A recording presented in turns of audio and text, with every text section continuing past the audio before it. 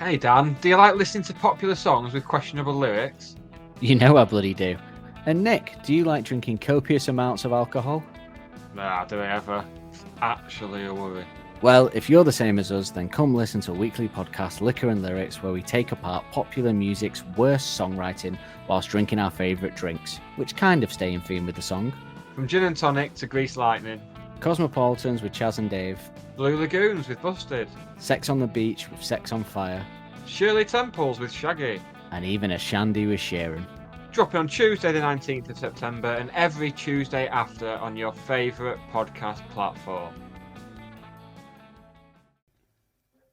We're Arctic Monkeys. This is Don't Believe the Hype. That rock and roll, eh? Ladies! That sound means it's the end of the round. Time for the bonus question. Cheers, dude. That man just yawned.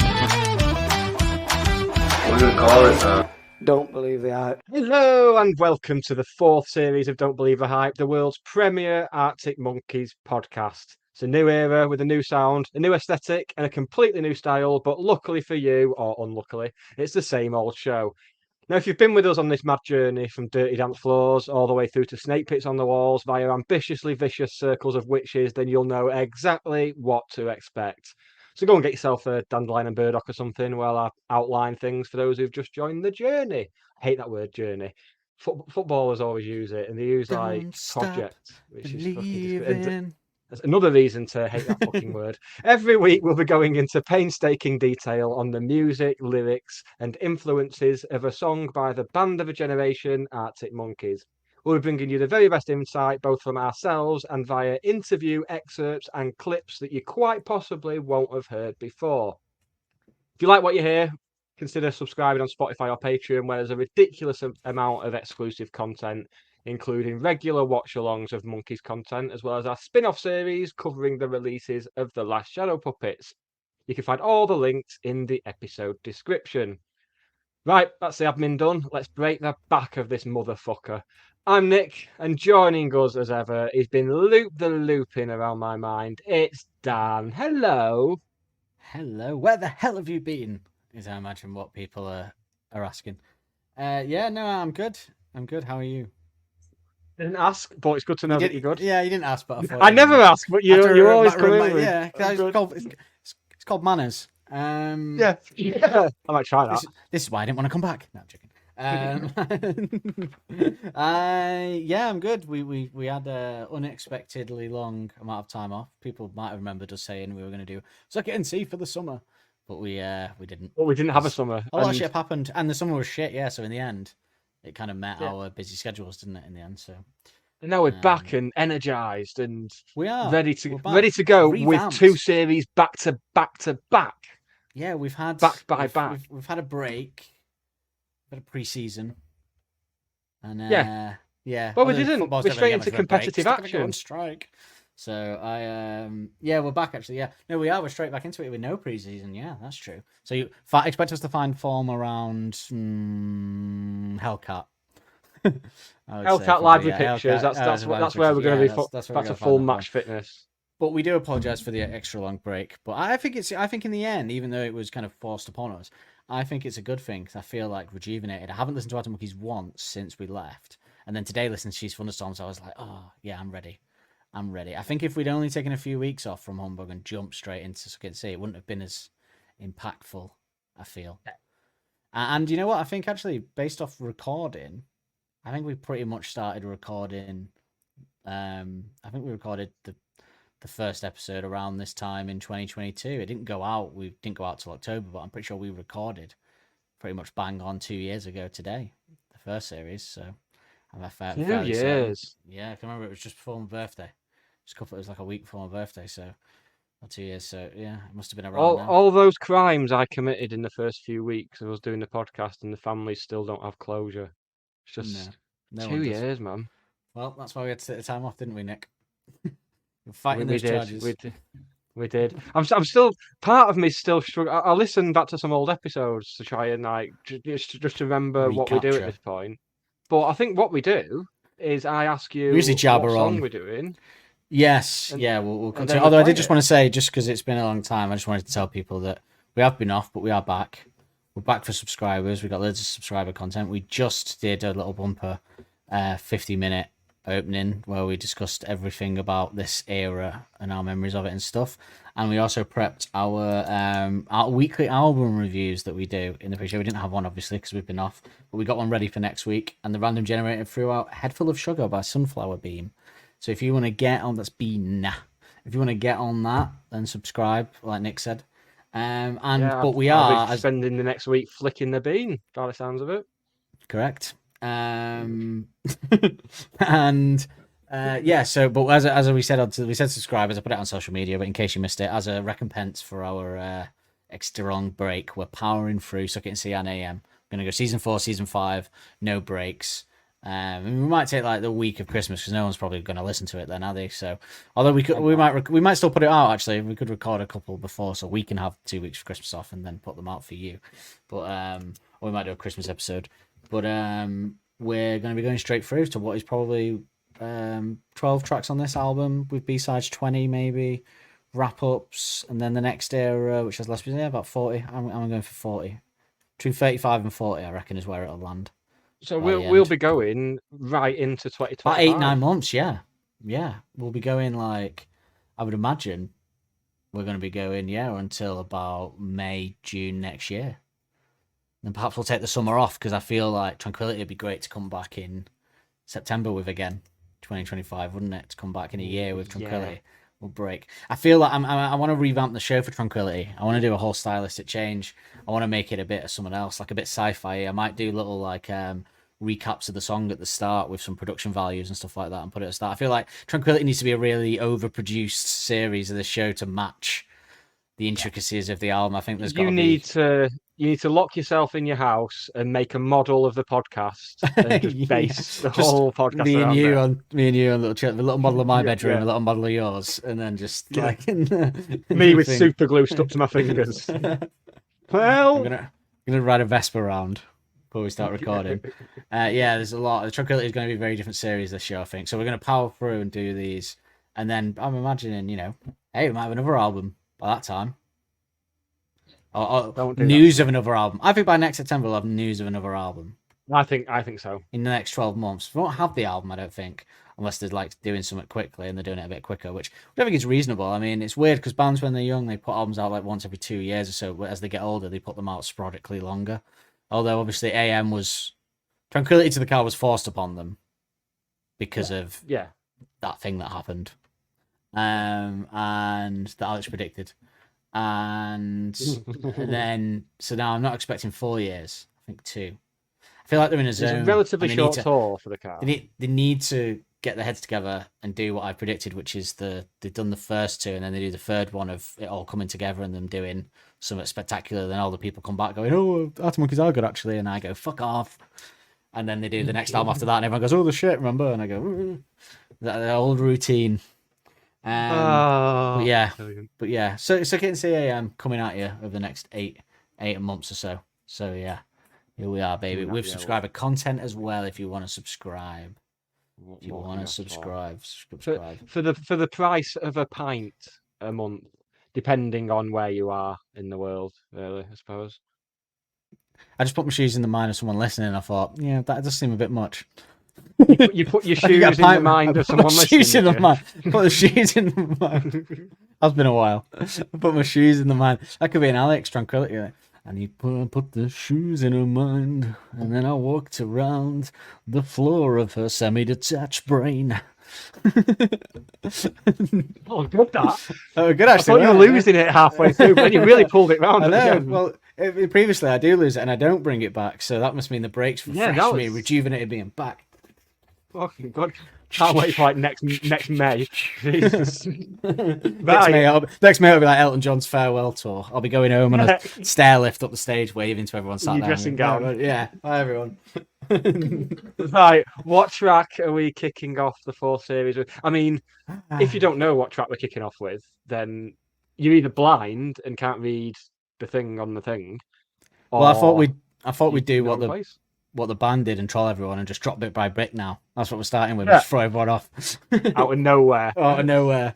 No, we're doing, of course, Melodic Masterpiece, in my opinion, which is a bold statement because if I kind of start with Melodic Masterpiece, then I don't know what I'm going to call Suck It and See by the time we get to it. So Yeah, don't do that. Yeah, I'm setting the bar high. No, I'm going to do it. I'm going to come up with something better. Melodic Masterpiece 2 is what I'm going to go with. Suck It and See. Oh, you said something better.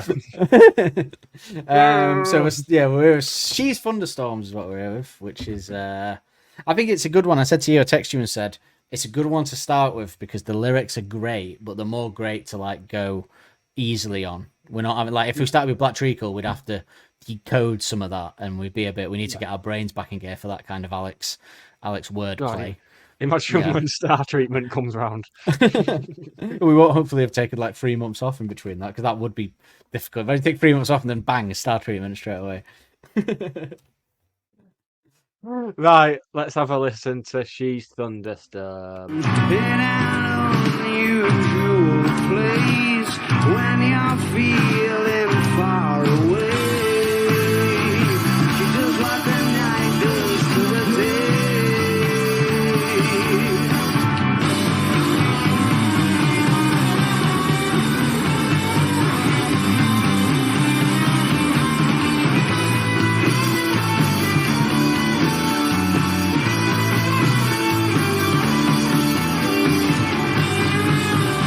She's thunderstorm, lying on the floor, over against the wall. She's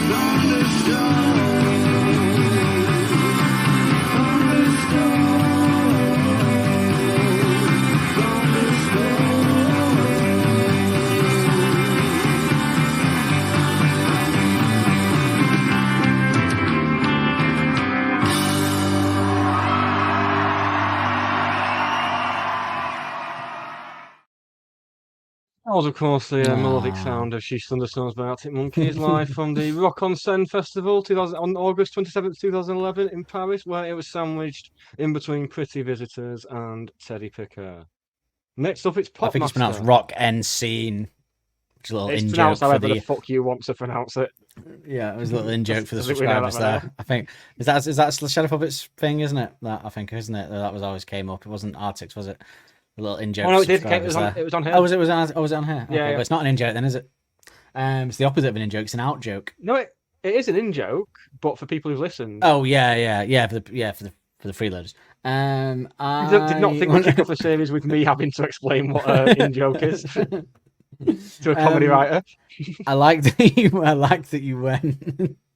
I like that you went into the you went to the era later on of the Alex look when he's, as we discussed in the pre-show, if you got to listen, when he's phasing into the Suck It and See, because when that must have been, so it was after the Christmas, because he didn't have the look when we saw him in No. November, did he? So That was August 2011. That was 2 months after the album shit. came out. So we did have that look when we saw him in Yeah, in 10 November. weeks after the album was released. That was. Bloody hell. I don't remember having that look when we saw him, but I don't remember much about that Suck It and See gig. I think I was. I was seeing 2 of him that day. To be honest, I was very drunk. Yeah. The best thing I remember about that gig was there was a guy going around with a beer. He was dispensing beer in the crowd with a thing on his back. The and he'd buy hero it, and we that was all great. needed. Yeah. He wasn't even hired by the venue. He was just some guy. It's a beautiful tune. It's a beautiful tune. I love it. What do you think about this one? What's your thoughts on It's it? a great tune. It's. I believe they also. It was one of. I think it was one of the songs they played at Glastonbury 2013, if I remember rightly. Before. No. Yes, they did play it at Glastonbury 2013, which I wasn't expecting because I wouldn't have seen it as one of the bigger tracks off this album. But it still made its way into the Glastonbury set, which was a surprise. So Yeah. kind of shows what the band think of it. I think you do forget it that it wasn't a big one, but I think for the fans it is potentially. You would go. I mean, we should remind people that this is obviously now we're in my favorite era, covering my favorite Yes. album. That's where we are. So obviously, I'm gonna have a strongly positive opinion about every song and everything about it. So, although now we're past 4 Fire in the Flood, I don't think I have any kind of negative thing to say about any of the songs. Maybe a couple, a little bit, but there's no major issues that I have with any songs from now on. I don't think really, moving forward, not massively so. So yeah, but this one particularly, obviously, I really like. So She's Thunderstorms may not be for some a big one, but for me it is. But I imagine for some people it maybe isn't. Maybe it's not up there. Like maybe they go Suck It and See and they go, Suck It and See, Pile Driver Waltz, yeah, stuff like that. I think Although my mind immediately goes Suck It and See, Pile Driver Waltz, Love Is a Laser Quest. That's where you're wrong. That run of tracks at the end. And to be that's where my mind fair, goes. when we come to rate it, as much as I do like this song, it will lose out to some big hitters. It's like this is like an all-star league, and there's no shame in where you finish in an all-star league with this album. I don't think. Exactly. And let's not forget, it's on the same album as Don't Sit Down Because I've Moved Your Chair, which has been a live staple ever since. Yes, which is odd because they're those three songs, Live with Pictures, Don't Sit Down, and Brick by Brick are some, and I know that our regular contributor, I think, has touched upon this for who we will have on for the wrap up again probably, is the Justin is. He will probably say that they don't belong on the album and they should be taken off. I would imagine. I think he might have alluded to that. Whereas I think they're a nice, and when we get to them, we'll talk about why. But I think they're a nice sort of, padding on the melodic. I think if you have, would I have liked 3 more Suck It and Sees? Maybe. But would I have liked, what if they weren't as good? What if, because I reckon the 3 wouldn't have been your Suck It and See, Pile Driver Waltzes. They'd have been more your Black Treacle, that kind All My of Own one. Stuff. Which would not say they're not great songs, but yeah, that kind of one. So I don't think you would have. If you're going to put 3 great, amazing tunes on there in place of them, maybe. But I think they soak up a bit of they liven it up a bit. You need a bit of to remind them, because they're supposed to be, at this point, they were very much a rock band. So, you need a bit of some of that. And they're not. But I do think this era is the fun era. I do think they've recaptured some fun and humour. And there's a lot of cheeky humor in the lyrics, and particularly the fast ones. Like they just seem to be having a great time around this album, which they didn't seem to be having during Humbug as much. I think there's certainly an element of them loosening up as well, because lest we forget, they ended this era by doing the Olympic opening ceremony. Oh yes, of course. Yeah, we'll do an episode on that for subscribers. Which is the sort of thing that, given that the things they've turned down and how picky they've been about who they get interviewed by and what they do, for them to do that and for it to be a secret as well. I was watching and didn't know, and I didn't know. No, well, I think it went round shortly before that someone on social media, like Alex's mum or someone, had posted a picture at the Olympics, watching it on a TV screen, like backstage, and everyone was like, "Oh," but or someone like Helder's dad or someone like that. But yeah, I think they picked well as well. They picked good. I know it's the UK one, but I mean, I don't think they would have done it if it hadn't been it was like an auteur, Danny Boyle doing it. It was like a big thing. It was a well-created thing. So Northern auteur. So I think they picked one where I don't know if they'd always have done it, but they picked the one that made sense for them, I suppose, in terms of Olympics. But obviously they wouldn't be doing any of the others. They'd only be doing the UK one. But I mean, if it had been someone else doing it, I don't know if they would have done it. But yeah, it's loosen up's the right word, because the first album they're very suspicious, I feel, of the industry that they've been thrown into. The second album, they are justified in their suspicions because they've seen a lot of shit. The third album, they're sort of in a transitional stage and they're not quite sure, what they want to be, perhaps, and they've just had this whole, at the same time in that third era, they've got away deliberately, made a decision to get away from the stuff they've sung about in the first 2 albums, the suspicion and all that. And this one feels like, we're having some fun. And we're loosening up, and we're going to have a laugh. It's such a fun album. It really is such a fun album. You need this album for AM as well. I think Humbug, that you need, that's the pivotal shift moment towards AM. Yeah. And then this is the fun loosening up, which then allowed them to create the masterpiece. Let's say it. We don't like to say it because it's the commercial one, but it is the masterpiece that is AM. So yeah, all great stuff. Do you want some? And we've said so. Basically, we said it's all out. We love it. We're not going to say anything bad about it. Get used to it. Yeah. If you hate this album, don't listen because you're not going to have a good time. Probably. Deal with it. And I'm Let's gonna go I'm to. going to try and change some hearts and minds. You can never change people. It's like a public vote. You can't change people that are already decided they don't like this album. But there's people on the fence about this being the best one or not. I think I'm going to try. I'm going to dedicate the series to trying to swing them onto the fence. And all I'll say is, and all the two things I need to be able to swing them throughout the next 12 episodes of this album, bass and lyrics. That's all. Everything else is great as well. That's just like backup though. That's like backup arguments, but bass and lyrics. That's all I'm here for, really. Yeah, the lyrics. Nick, do you want to do a series about Suck It and See, the album? Is the bass on it? Yes. Is the lyrics? Yes, I am in. Let's go to the information action ratio. The information action ratio. Ain't that the place to go? I just thought of a question I want to ask you and the listeners, but I'll do it in the hot take. It's not towards the song, it's for the era as a whole, but I'll save it. Excellent. I'll save it. So She's Thunderstorms. She's Thunderstorms. I just feel like I would have to say that. Is the opening track to Arctic Monkeys' fourth studio album, Suck It and See, released 6th of June 2011. And it is 3 minutes and 54 seconds long, with 75.8 million streams on Spotify, so a healthy number. Produced by James Ford. No Ford or Hom anymore. No guessing. It's just Ford. It's a good game. Yeah. Never got around to having a jingle for it either. Oh, we did. Maybe You did I'll it. do another like. Yeah, I did it myself. Ford or Hom, my Ford. Maybe the next album, 7th album, they'll do another one joint with Ford or Hom, and we can bring it back. You never know. You never know. Or someone else, maybe like Ford or Ronson. Ronson or Ford. The song, try producing your own albums first. The song is 119 beats per minute and is in the key of G major. The song has been played live 164 times by the band. That's a good number, 164. Firstly, on May 17th, 2011, at the 930 Club, Washington, D.C., USA. Always the Americans getting it first. Yeah. And lastly, on anything. And lastly, on November 4th, 2014, at Coliseo Cubierto El Campín, Bogota, Colombia. Oh, but there was some extracurricular activities that night. Yeah, a lot of coffee being drank, you mean? Yeah. So 164. I was thinking, when I said it out, I thought, when did they do it during the last tour? I was like, was that one of the ones they brought back? But it wasn't. So No. But I don't know why. I didn't feel like it could make a resurgence one day when they're picking songs for a set, because it is a quality tune.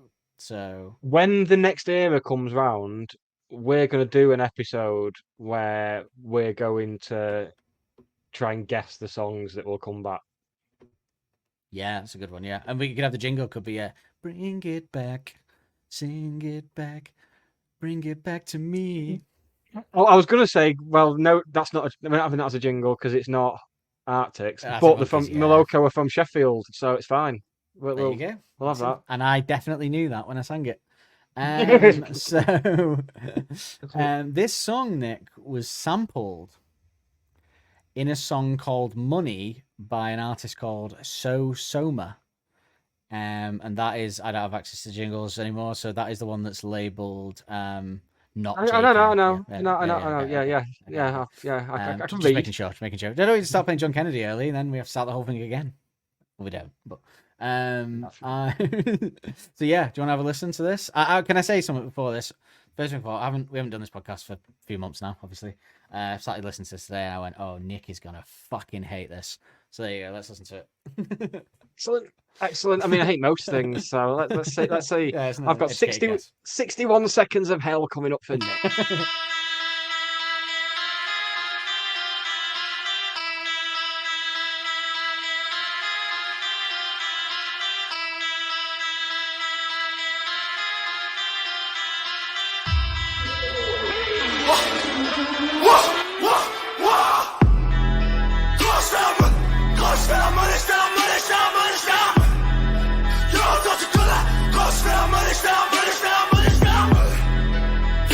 Koş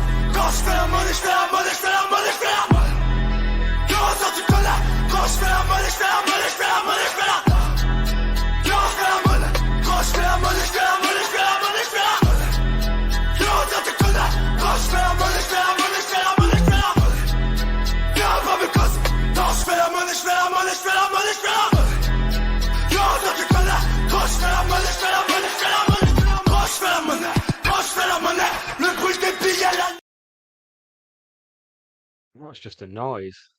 It's horrible, wasn't Fuck me. it? Oh, we're back, baby.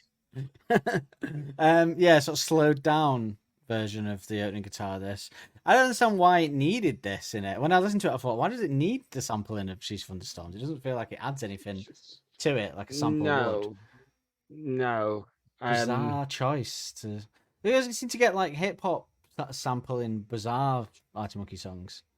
Like Yeah, Riot not Van. even Do you know like what I mean? the Like big Riot hitters. Van was one. Do you know what I mean? Like, yeah, not the big hitters, and not like the songs that you'd expect a hip hop song to sample. Like if you said, Yeah. "Oh, what songs have sampled Arctic Monkey songs by hip hop artists?" You'd go, "Oh, I don't know." That's Don't something off Stop AM, Alarm. surely. Maybe some off the first album, maybe Dance Floor, something like that. You go, no, actually, Riot Van, She's Thunderstorms.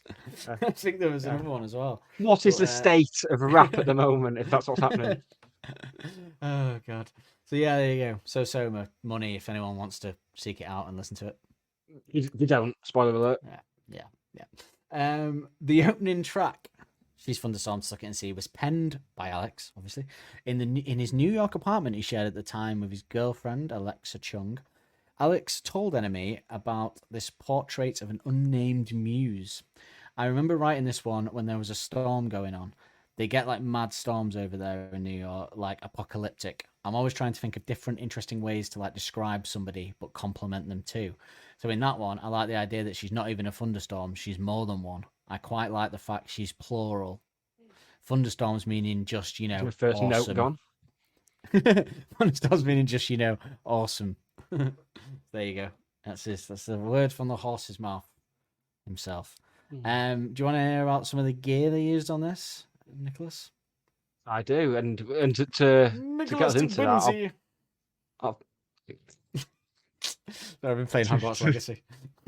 to get to, yeah, to tell. Ghosts aren't the same, but Peeves, which means that maybe some of the ghosts weren't dead yet. Just interesting for you. But Peeves. Thanks, mate. I'll play the corresponding jingle now. No logical advances really blooming get me in the mood. Still my favourite jingle, I think. Same. So Alex wrote this in the apartment where Alexa Chung was sauntering about in New York on his Red Martin guitar. He then created the effects were a TS-808 overdrive from Ibanez, an MXR gain boost, and a Holy Grail reverb. For some reason, just then, I thought we'd gone into the bonus question bit. So I was listening really hard, thinking, "What the fuck?" What's the question going to be? Name this pedal. And a Holy What Grail is the reverb standard electricity current in New York? during a thunderstorm. Exact gain boost and a Holy Grail reverb from Electro Harmonics. The opening sound, so the is a sampled by Sosoma, is a uni vibe. You can see a Deja vibe pedal in Alex's pedal board, and this is important in this era because this is the era of made up pedals. This is the era of them having fun making up names for pedals, isn't it? Hence where the album name came from and a lot of the lyrics in library pictures. So yes, this is the era where we will talk about pedals as much as we can. No information on anyone else. A lack of information for this song, which is disappointing because we're entering more of a modern phase. But I guess 2011 wasn't quite where we are now, so maybe 2013 onwards. But this is there wasn't as much info out there as I'd hoped for this track. But do you want some reviews of it?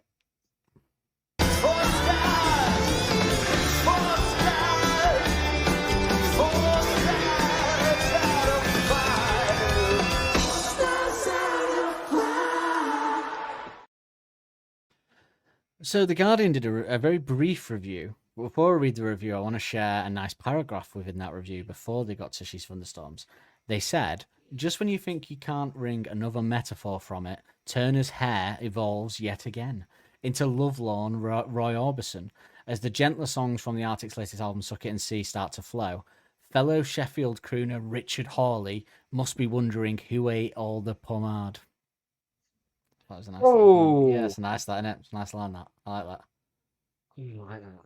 Yeah, is Oh, it that's good, pomade? that. It's pomade, isn't it? Or is it pomade? Pomade? It's pomade, isn't it? I think it's Yeah, I think it's pomade. from pomade. People call it pomade over here, but people scum over here. So Pomade. Yeah, I remember I bought some once during this time, thinking I could replicate Same. Alex, and I put it Yeah. on my hair, and it just looked greasy and horrible and Yeah. crap. So, Yep. Been there, mate. Been there. but they went Wait on till we get call... to AM. Yeah, That's all right, twat. yeah. They went on to call "She's Thunderstorms" a very pretty love song. The brief review, and then yeah, Enemy's greatest list. The ever faithful Enemy's greatest list is back in the mainstream. Enemy back in the mainstream, and they put this one at number 50, saying, "You know that early stage of dating someone where the giddiness threatens to overwhelm, and the newfound excitement hits you with the same sort of power as a hammer dropping on a high striker with enough force to knock the bell. Yeah, that's exactly what listening to the Love Struck She's Thunderstorms feels like." It's a good review. 50 is about, I think the list is about 112, that's about right. 112 songs. Yeah, isn't it's about it? So halfway. it's higher, That's- yeah, slightly higher than halfway. Yeah, I think that's a pretty decent. I think it's a pretty decent number. It'll be hard because I can't really judge them over that, because anything above 50 is like tough, and we have to do our full list. Like, it's going to be a nightmare, isn't it? So, She's Fun Dance being there, yeah, probably right. So, Nick, what do you think about the old? The old music in this one? It's lovely. It's that. In terms of setting the tone musically for the album, I don't think they could have picked a better opening track. You've got, especially in terms of what you said about the pedals and the effects. We've got a bit of everything here. That it was just quite. I mean, obviously, Brick by Brick was the first song we heard, which is probably a bit closer to Humbug, I think, in terms of some of the effects and stuff. But this is just such a lovely, warm sound from the very start. It's absolutely fantastic. Yeah. It's. I mean, the intro sound is great. It's a great way to open. Another way to great way to open an album. Arctic Monkey's great album opening sounds. Again, My Propeller was a good way to open that album. This feels like the correct way to open this album. It sets the scene of the album, doesn't it? It lays the table. And lubes in terms of no, we won't do that one. in terms of the warmth, We're back, in terms of the warmth and the coziness of like the guitar sounds, it does bring a thunderstorm to mind. It is the type of thing you'd want to be. Yeah, it's weird. You know, when you're huddled watching a thunderstorm through the window, it just just something about how the guitars sound in this. Yeah, it does, and the opening thing even does as well before the other guitar comes in. It feels stormy.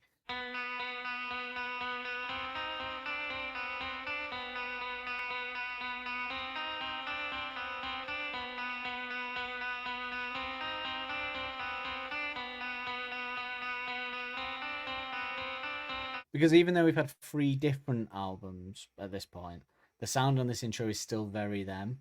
It's kind of a mix of like that. It's kind of a mix of a favorite worst nightmare and Humbug sound, but cleaner than Humbug. Obviously, it has got that kind of element, and yeah, that is just there's just something about that sound that reminds me of some of favorite worst nightmare and some of Humbug mixed together, and yeah, it's different, but feels very at home with the sound of it with Arctic Monkeys. It wasn't like, oh wow, they've completely changed it, even though it's completely different from Humbug. Great intro, great way to open it, and there's nothing more that I love than when the second guitar comes in this intro, apart from a bit later on. But yeah, that sound is perfect. That, like you say, it does sound like a storm.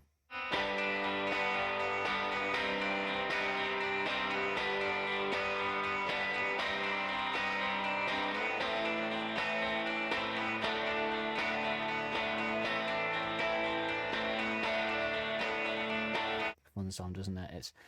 The weird thing is when that guitar comes in with it, although it sounds like a storm or something you'd want to listen to while you hear a storm, it's always like, it sounds like summer, sounds like love, sounds like butterflies in your stomach. Nick, all right, Dan, calm down. It's laying in a field smoking a spliff on a sunny day. It's driving around in an open top convertible in LA. It's everything. All of it. All of the above. I'm on board. This song to me is everything, the sweetest sound that I could sing. Oh, I'm Alex. Yeah, and you know what as well? When that guitar comes in and they're just doing that, the chord changes on the lead and the rhythm before everyone else comes in are just perfection as well. Just before everyone else comes in, they're just perfect. It's a perfect introduction to a melodic, beautiful song about love and attraction, but also perfect introduction to this album because remember at this point we'd only heard the massive troll of Brick by Brick and then Don't Sit Down. We had no idea what this album was at that point because we'd heard this Brick by Brick sort of West Coast stoner surfer song. I remember when Zane Lowe was advertising, was like teasing that he had the first play of Don't Sit Down. And he's like, 7 o'clock tonight, hottest record in the world. Yeah, The I new remember, album. And he described it as a darkly comic rock song. I was like, hello, what are you doing here? Who's this fucking half man, half biscuit? Get the fuck. What's going on? And then I listened to it. I was like, oh, okay, no, it's good. Okay. Fuck off. Fucking bite you. I mean, we'll talk about Don't Sit Down obviously when we get to it, but yeah, that's one of the ones where they're really loose because it's just no, and I always say that no matter what you think of it, you ain't got a band. There's no other band that would have the balls to do like mainstream band that have to have certain numbers to hit or whatever that would do like funny lyrics like that, just ridiculously stupid funny lyrics in their first single from an album, but yeah, I love it. But then everyone comes in, don't they? The drums come in pounding again, but melodically pounding, not pounding like hell does. Not just swatting them for the sake of it. No, he never does that. But not your Brian Storms or even later on this album, your Library Pictures. It's a kind of it's a melodic, upbeat drumming that you hear, I guess, in the Smiths, Stone Roses, Pixies. Yeah, I'd say Pixies is it's not the first time. Well, it's not the first time. I think it's the second time Pixies have been mentioned tonight, and there'll be another one. There'll be another subscribers, point. I think. Yeah. Yes, there will be a lot of that. In fact, momentarily probably, but yeah, when the drums come in, it's so good, and the way the bass and the drums changes up as well. Like they come in and the bass and the drums they just work perfectly with what we've already heard with the guitars, and then just before it kind of fits into the verses, the drums kind of Helders does a couple of drum changes up, and Nick does like a switches into it. It's perfect. It flows perfectly, this song.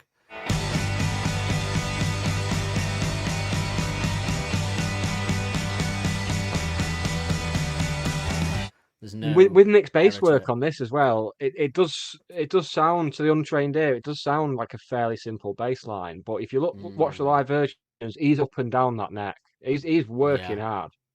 Yeah, because you don't hit those kind of notes that he's hitting. If those kind of notes that he's hitting were easy remedial bass, then everyone's bass would sound this great on songs. Like it is not. It's hard to get it, but you got to work to get it. Like you got to like. He's playing a lot of the Peter Hook notes at some points in this. It is amazing how good, and we won't because there's a point when the bass is more prominent, so we'll get more into it then probably. But yeah, the drums and the bass in the verse after the intro. Wow, I mean, because you think about it, at this point, we'd only had snippets of a Nicks and Helders combo on melodic upbeat songs like your Bakeries, your Cornerstones, Secret Door, perhaps. But this is just another level, isn't it? This is just like them working together melodically in an insane level. I think this album is, without a drummer and bass player as good, I think it's a great lyrical album, and the songs are good. But I think they having that kind of ability in your locker with the bass and the drums for what is a love song album is pretty astounding. It's worth bearing in mind in terms of that combination between Helders and Nick.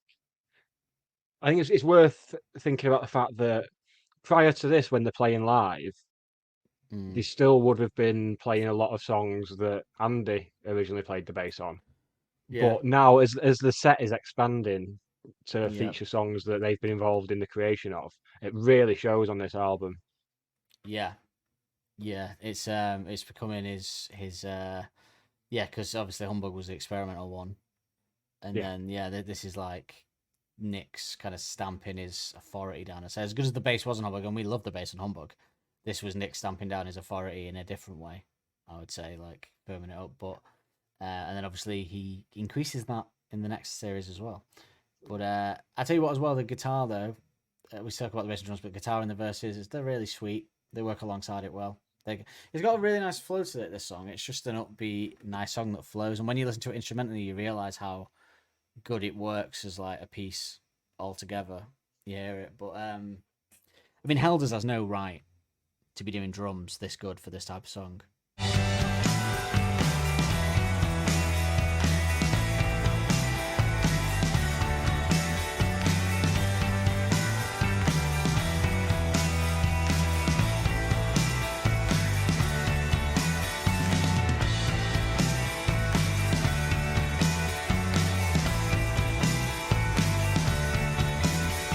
It'd be so easy for him to just plod along, and it just won't go through it. No, they sound amazing. It takes an already great song and catapults it back to you, Daddy. No, catapults it to another level. And was that lyric alarm? We got lyric alarm. We got our first lyric alarm. Let's not forget.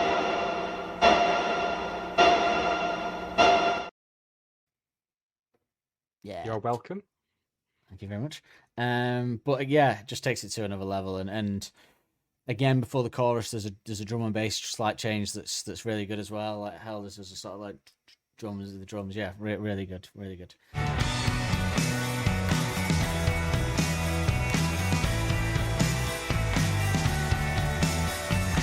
Love it. The chorus is the intro again here, but it does have a lovely switch between verse and chorus. When it goes into it, it does have a bit of a different switch. It's really good. I mean, the way the chorus flows is just so good as well. Like every element just works perfectly. Like, and it's easy to forget when you just listen to the lyrics, because it doesn't do anything too flashy, the chorus, because we've already heard it in the beginning. It just does this great like flow of a song. It just works really well. Love it. When you throw Alex's singing on top of it, it's perfection. Mm-hmm. What a great way to open an album.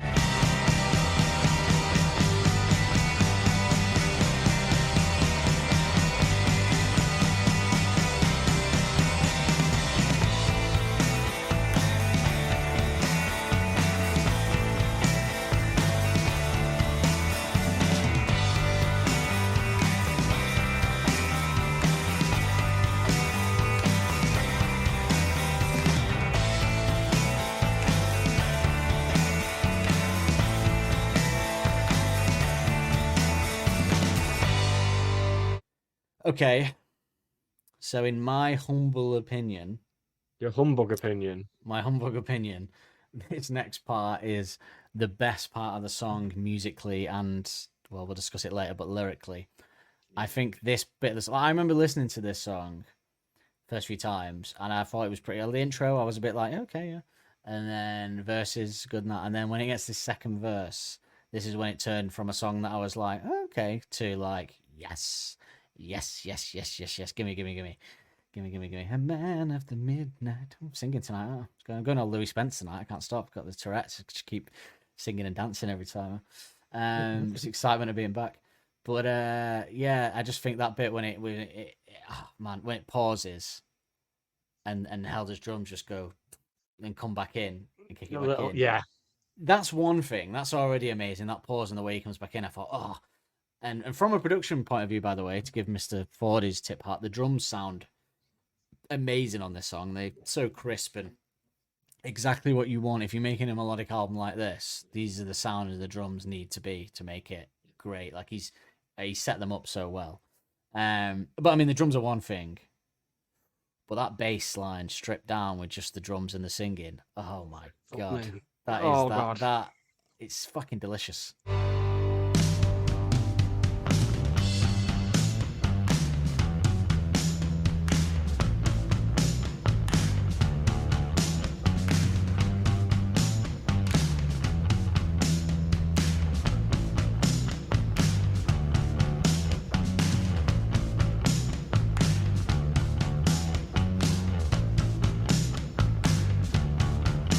That's all I can say about it. Like, it's just, I could listen to it especially when I heard it. And obviously we play the clips in here, so they'll hear it. But that without the singing, and you just hear it, it's just like, oh wow, what a bass line.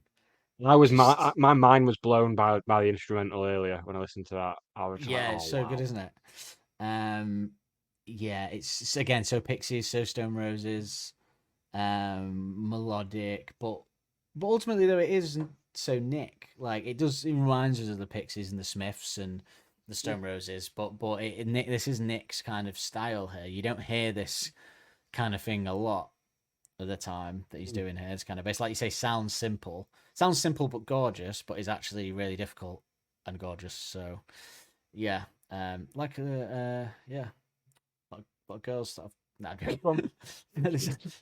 sounded like they were going to be easy, but they ended up being difficult and complicated, but beautiful. Difficult, lemon difficult. But yeah, I mean, it's just.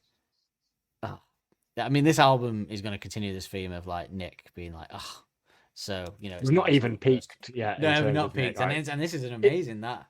You think about how we've just spoken about Nick's work there, and just amplify that a million times for some of the songs we've got coming up. Do you know what it is as well? Is because it's got like it kind of goes with the way Alex's cadence of his singing as well. Yeah, so it just sounds perfect, but it does sound a lot like the first album bass in that sound, that Sheffield. It wasn't just the Arctic Monkeys, that was that Sheffield sound of the bass and the guitar. But this is like taking it to another level. This is like taking that sound and making it more refined and beautiful, I'd say, because it's got that kind of, that kind of certain romance bass line. It's got that kind of vibe to it, but this is a much better version of that. This is the refined version, and I think it's superb. He gets an A star already. The first song, Snake O'Malley. Gosh, Who else get an A star? I mean, Alex definitely gets an A star for his singing and lyrics in the song, so that's done. Helders gets an A star because the drums have no right to be as good as they are. And Jamie, we shall see. Although I'm making a judgment there that he does the solo that we'll talk about shortly, but I don't think he probably does actually. It's probably Alex, isn't it? So it's Alex playing. But as we know, Jamie is pulling strings and vibe setting everywhere. So Jamie's he's pulling strings.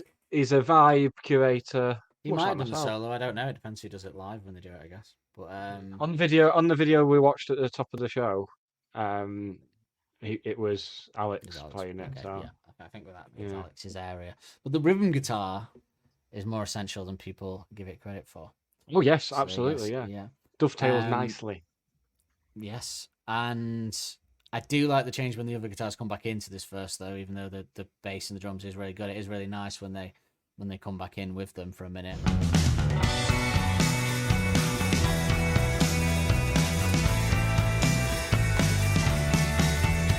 And then we get the chorus again. But you know what, actually? You know the opening guitar when it comes in, that's the chorus as well. The ding ding ding ding ding ding ding ding.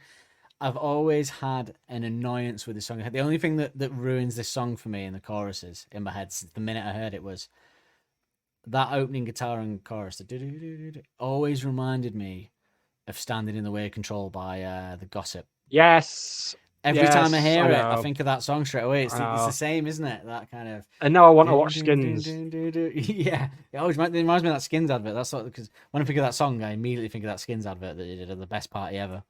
But yeah, and the Gossip actually took that from another song as well. I can't remember what song it is, but there's the Gossip ripped that straight from another song. I can't for the life of me remember what it was. It might have been the Clash actually. Oh really? I was thinking that they did it first, so I was going to say, you might say Beth did it first, and Alex said, ditto. That's a niche joke, that. I hope people that got that, the people that got that, well done. Hope you enjoyed it.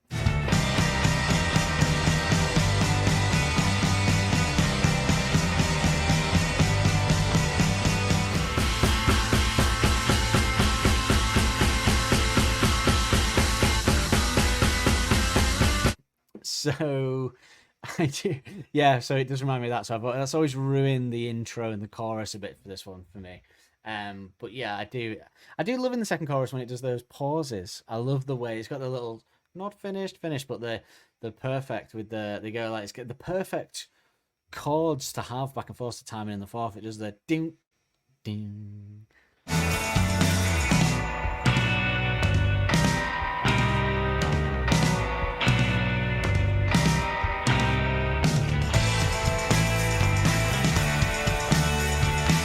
But it does it in this melodic way that they haven't done it before, and it was this perfect chord choice. Yeah, I love it. I love that bit as well with the stopping. If you hear it instrumentally as well, you hear it a lot more, as they will now probably, or have just, because I was assuming that I would hear that in the edit and put it here now, but that's not how it'll work. I'll be rushed and I won't put it there. So yeah. So solo rating. What do you think of the solo, Nicholas? I'm just trying to think forward. I think I know what I'm going to have down as my favourite solo on the album. So I'm going to give it a good solid 8 out of 10, just because it gives me a bit of wiggle room for some 9s and 10s down the road. It's pretty good, isn't it? Like, I'm intrigued to think what your favourite... I think I know what your favourite solo is. I think I was going to guess it. I'm going to take a punt of what it is. If it counts as a solo, or whether it's just a riff. I was going to say that's where you're wrong. But is that just a riff? Because I get it depends what the rules are. Because I think if I'm going off my favourite solo, I do love the Library Pictures solo. So that's yeah, mine. Yeah, it's a cool solo. So, but it depends whether that's that riff, because that guitar riff and That's Where You're Wrong is incredible. That I would have to listen back again to That's Where Yeah. You're Wrong. I try not to listen to that too much because I just fall in love with it again. We'll find out. We'll find out in 3 months. In fact, like That's Where You're Wrong will be like Christmas Day, like Christmas Eve or something, something like that, based off this, because it's 12 tracks on this album, so 3 months. Yes. So yeah, well there you go, lovely stuff.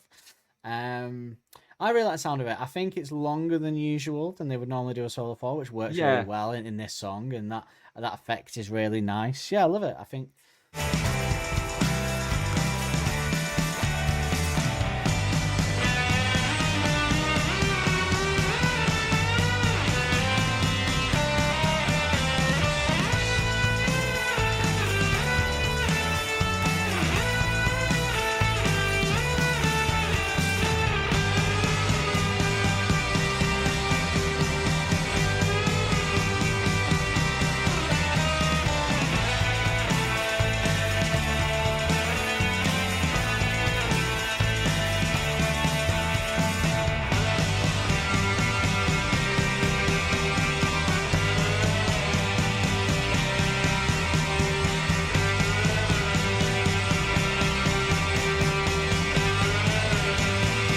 It's great, and I think after the solo, this song has a perfect end point as well. Like it ends at the right place and in a really nice and perfect way to complement the song and the album. I love that end.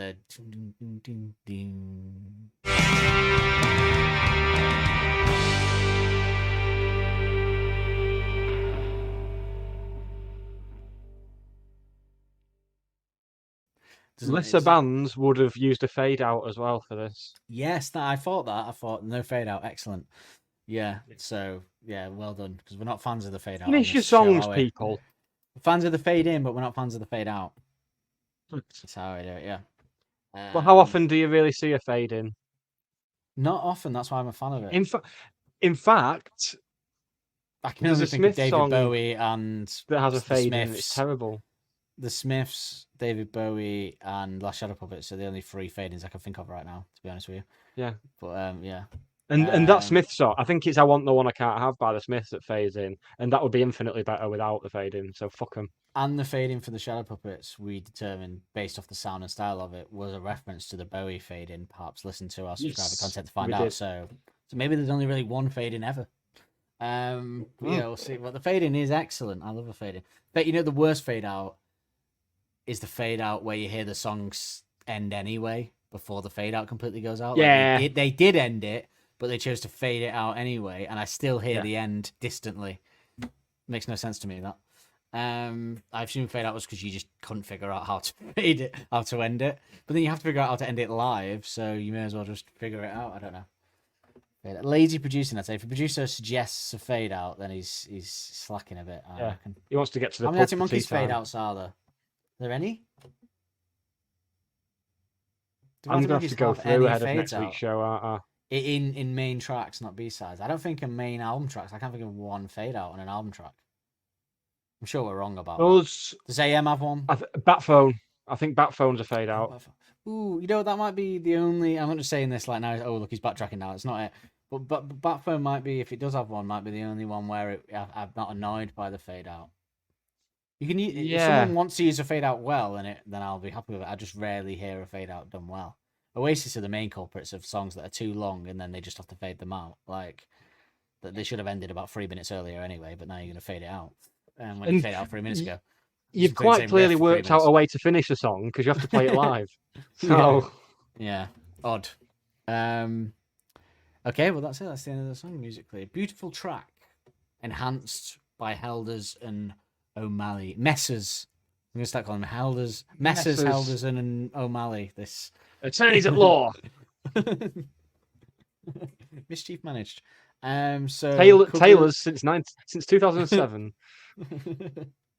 Do you want to talk about covers band that might? I would. I know covers band, a band that might cover this.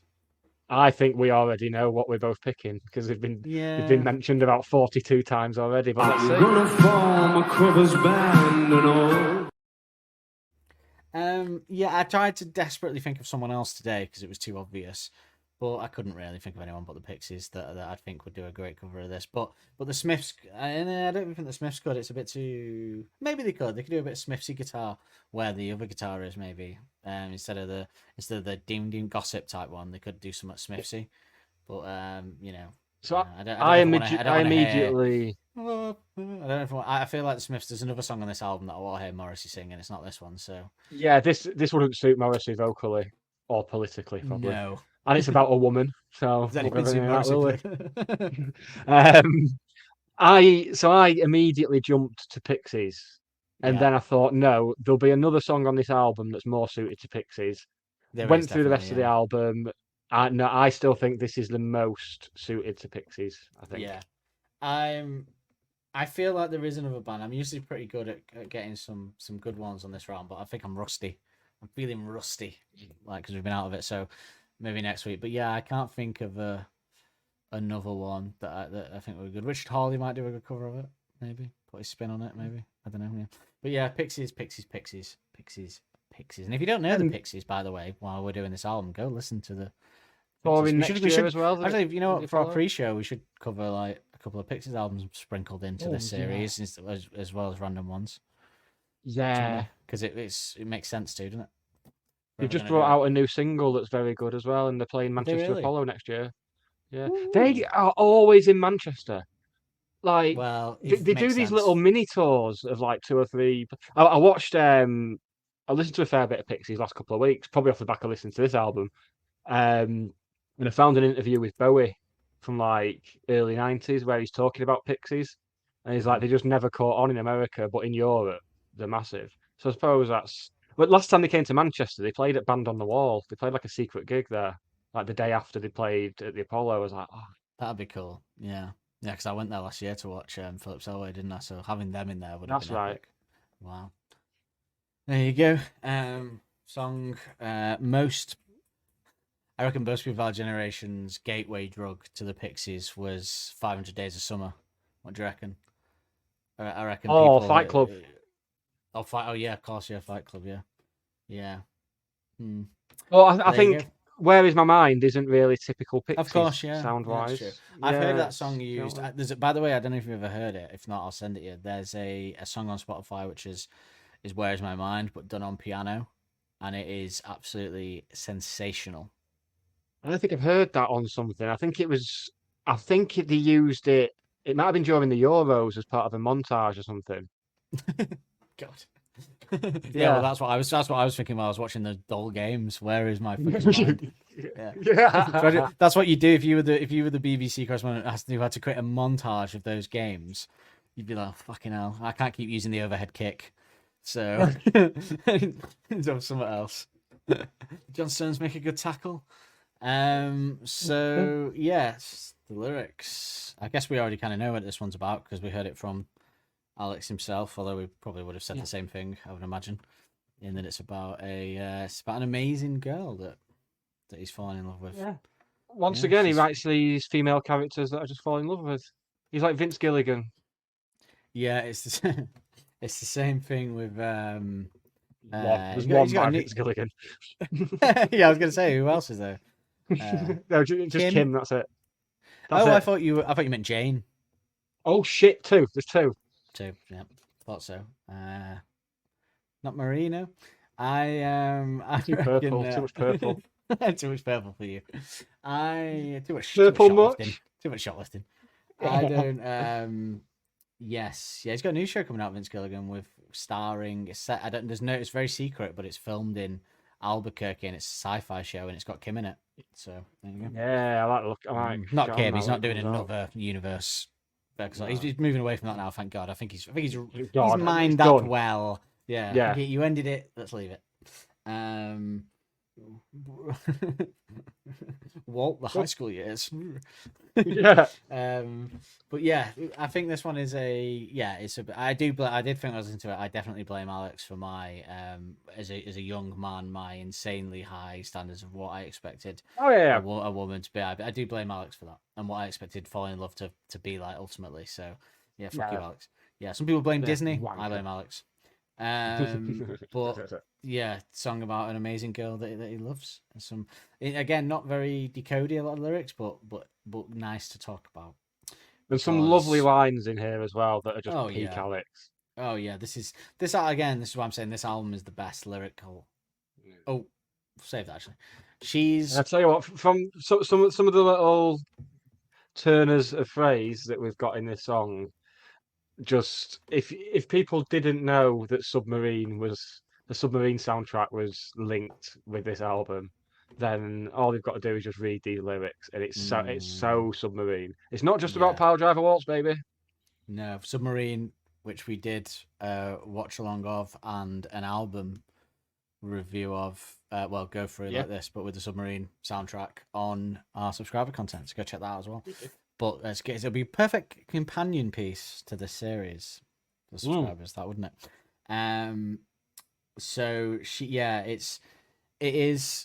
is like, you know how Bob Dylan said he liked Alex. I always imagined it's these type of lyrics that he would like, because it feels a bit Bob Dylan-y, some of this to me, the way he's singing about him. Because I don't like Bob Dylan's voice, but I like his lyrics. You know what I mean? Like, you know how like a lot of Great songs poet, I shit like, singer. a lot of songs I like are written by Bob Dylan originally, but someone else covered it. So, you know, like All Along the Watchtower for one. Don't like the Bob Dylan version. Jimi Hendrix version, smashing. But yeah, I think this is the kind of the lyric that I think he'd like. So you got she's thunderstorms, lying on her front up against the wall. She's thunderstorms. So she's thunderstorms. We already know from Alex she's great. Alex, same plural there. I noticed from a few interviews he loves to point out that it's plural. Like he says it a lot. He says it a lot. So I guess she's amazing. She's as good as multiple thunderstorms. Yeah. I do love a thunderstorm. Isn't it? I do. Particularly in a hot country, like when you're on holiday somewhere and a thunderstorm comes and you can see it like a tropical storm. Ooh, that is a good We one. had a few of them in the summer, you know, where didn't we? Yeah. it was really warm and we had those thunderstorms. I love it. Well, it happens, doesn't it, when it doesn't rain for a bit and it's sunny, and then it kind of gets a bit humid, and then boom, the thunderstorm hits. You get that smell in the air. It's an that interesting thing to petrichor. compare to, though, because a lot of people wouldn't say she's thunderstorms, because thunderstorms could be considered to be a negative to some, perhaps. But I think a surprising amount of people probably do love thunderstorms. I mean, if not all of us. Like, unless you're out and it's a really inconvenient time for there to be a Yeah, thunderstorm. of course, yeah. There. But if you're at home and you got nothing to do, and you got the door open and it's a thunderstorm or something, that is a great time. I mean, speaking of someone who listens to thunderstorms to get off to sleep at night. So do I, yeah. So do I all night, yeah. Yeah, just like it's a good image. And I guess maybe the thunderstorms could also be like the feeling in your belly that you get when you meet someone. That excitement. I You think feel a the, bit the like a overwhelming thunderstorm. nature of it as well, where it's Yeah. just like you're hearing it, you're seeing it. If you're out in it, you're feeling it. It's just all over you. It's Yeah. great. And as a woman, um, one of my favorites though, We've lying not on a even got to front. Arabella yet, and I'm hard. Lying on a front, gonna be hard for 8 months. Lying on a front, up against the wall. I love that image because when you think about it and you actually think about what he's saying, and you like when you realize when you first heard it, you're like lying on the front up against the wall. It's like that thing of a girl lying, like stood up against, pressed against the wall. You know, and you're like a bit like, wasn't there a Shadow Puppets album where a girl was posed like that? Maybe. Oh, a Shadow Puppets single where a It girl might was be a posed like single, I that. think. Single. I think it Yeah. might have been Age of Understatement or something like that. But that sort of image of a girl stood against the wall as if she's lying on a front, put up against the wall. Ugh. In your bedroom. Yeah, that is I think he does create these women in these sort of romantic settings that every sort of young person dreams of. Man, obviously this is women, so man or women like women, but also women get the same feelings for men. It's just Alex is saying it from the point of view of a man, so it's still the same vibe that any young person gets when they fall in love. Oh, you get it when you're older as well, obviously, but like particularly when you're young and it's really intense, obviously. Like again, that's why Submarine links well to it because it's about young love. It's about that first school love when it's like insanely intense because all your hormones are coming out for the first time. For that girl, in the room, perhaps she'll lay on the bed flicking through some CDs or something, and she's going back, no, it's looking through CDs in the bed now, but Back in there. Remember CDs? Back in there. What are that about? And she stood up against the wall, being a bit coy, perhaps. Yeah, nailed it. He's nailed it there. I like it when they're coy. Yeah, you like fishing, don't you? I like it all. I like it all. Hey, very good, very good. Thank It's you. a fish Thank you. joke. You're just doing them for the halibut. Very good, very good. Let's move on from fish puns quickly, please, quick. Yeah, no, I've been in Otherwise, this whole week. it'll derail the rest of the show. I've been in this fishing hole with you before in terms of Knock me off my perch.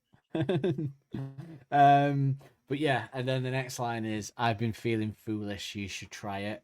It's a great line. Like she's made me a fool for love. She made a fool out of me for love, which obviously another Alex uses again the full love thing in Shadow Puppets. But make fool for love, and it's great. It's so great. You should try it. It's basically what it's saying, isn't it? She's made me a fool for love, and it's bloody fantastic. And you need to get that in your life, son. That's what he's saying. And not the final mention we get of the word fool or foolish in this album. No, we're going to get the best use of the word fool in a song at the end. In any piece of media. Best ending to a song ever, in my opinion. Certainly a love song, in my opinion. But there you go. That is my opinion. Others are available. Not there yet. Don't get me, Not don't there get yet, me all no. built up. No, it's good that it's near the end because it feels like, because normally I think our favourite songs are earlier on in the album, aren't they? Or we get a nice build to it. It's almost right there. It's almost right at the end of the album. So it's All my favourites at the end on this album. Yeah, it's a good end run, isn't it? It's a really good end run. I mean, there isn't a lull really, because I'm looking forward to listening to a couple like that I haven't listened to sololy for a while. Like All My Own Stunts is probably the one I'm looking forward to. Same. Bringing back to life the most. Yeah, she came and substituted the peace and quiet for acrobatic blood flow, concertina.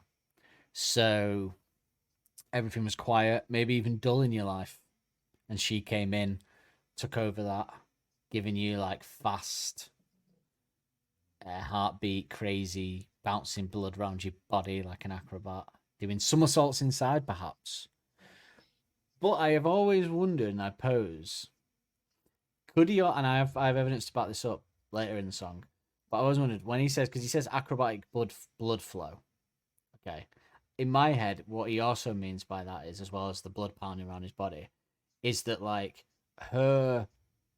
she makes him be given acrobatic blood, so like sexually, he's Willie.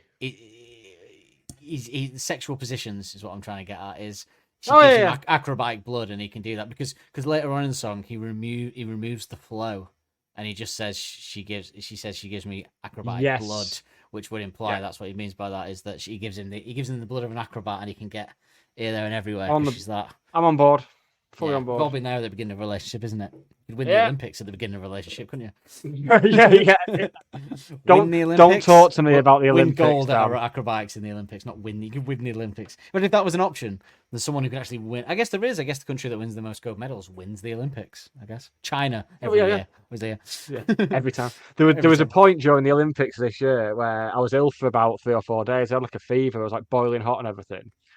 And there was a point during the Olympics. Sexual fever. I was in. Unfortunately, not.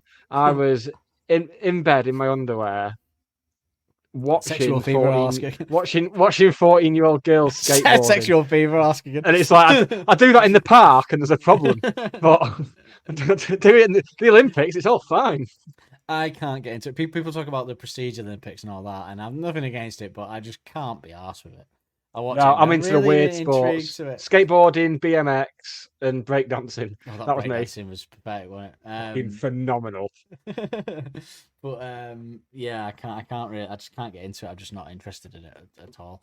It's like who watches the football, like I was thinking, I should have watched the football. I was like, Shouldn't have the only football in time I've ever Olympics. been interested in the Olympics is when Andy Murray was at his peak and he won 2 gold medals in the tennis. That was the only, and that was, I think one of them was here. Probably 2012 Olympics was really the only time that I was really invested in the Olympics to an extent.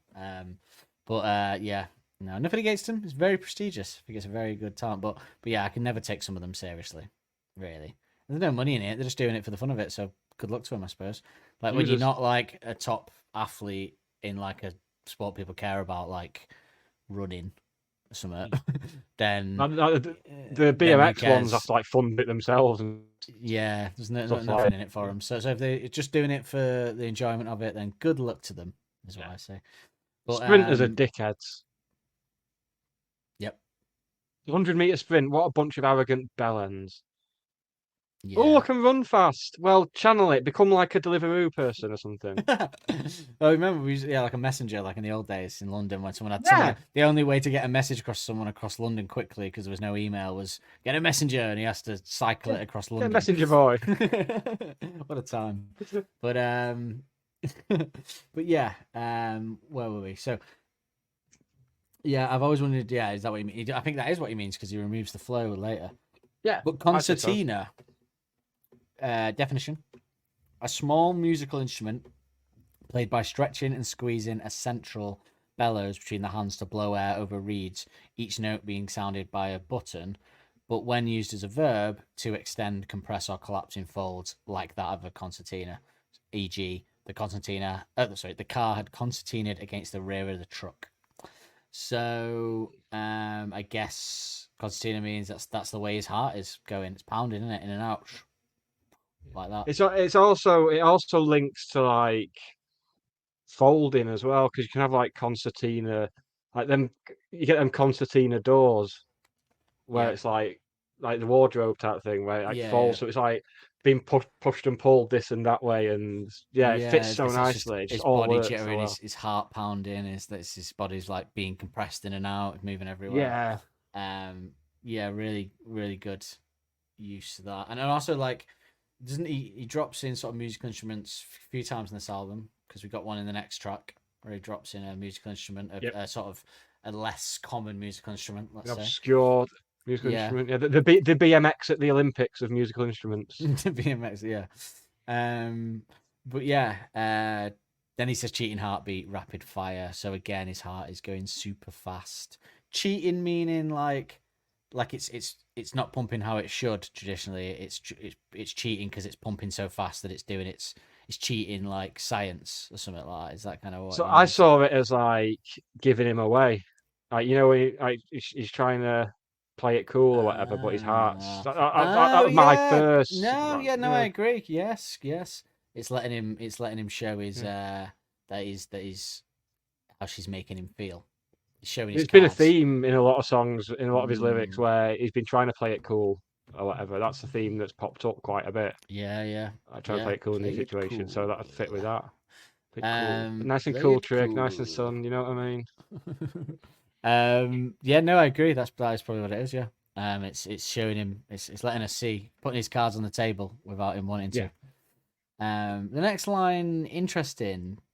The theories on this. So here is probably the only line where there's any kind of sort of discussion on what it could mean. But here is your host. Sounds as if she's pretty close. So a lot of people online seem to suggest that this is a reference to Alexa because she was there when he wrote the song and she's his girlfriend at the time, and he's referring to her as she's a host by trade profession, isn't she? But I don't feel that. I'm not feeling that. No, I'm not having that. I know what I think it is. I don't think it makes sense for it to be Alexa.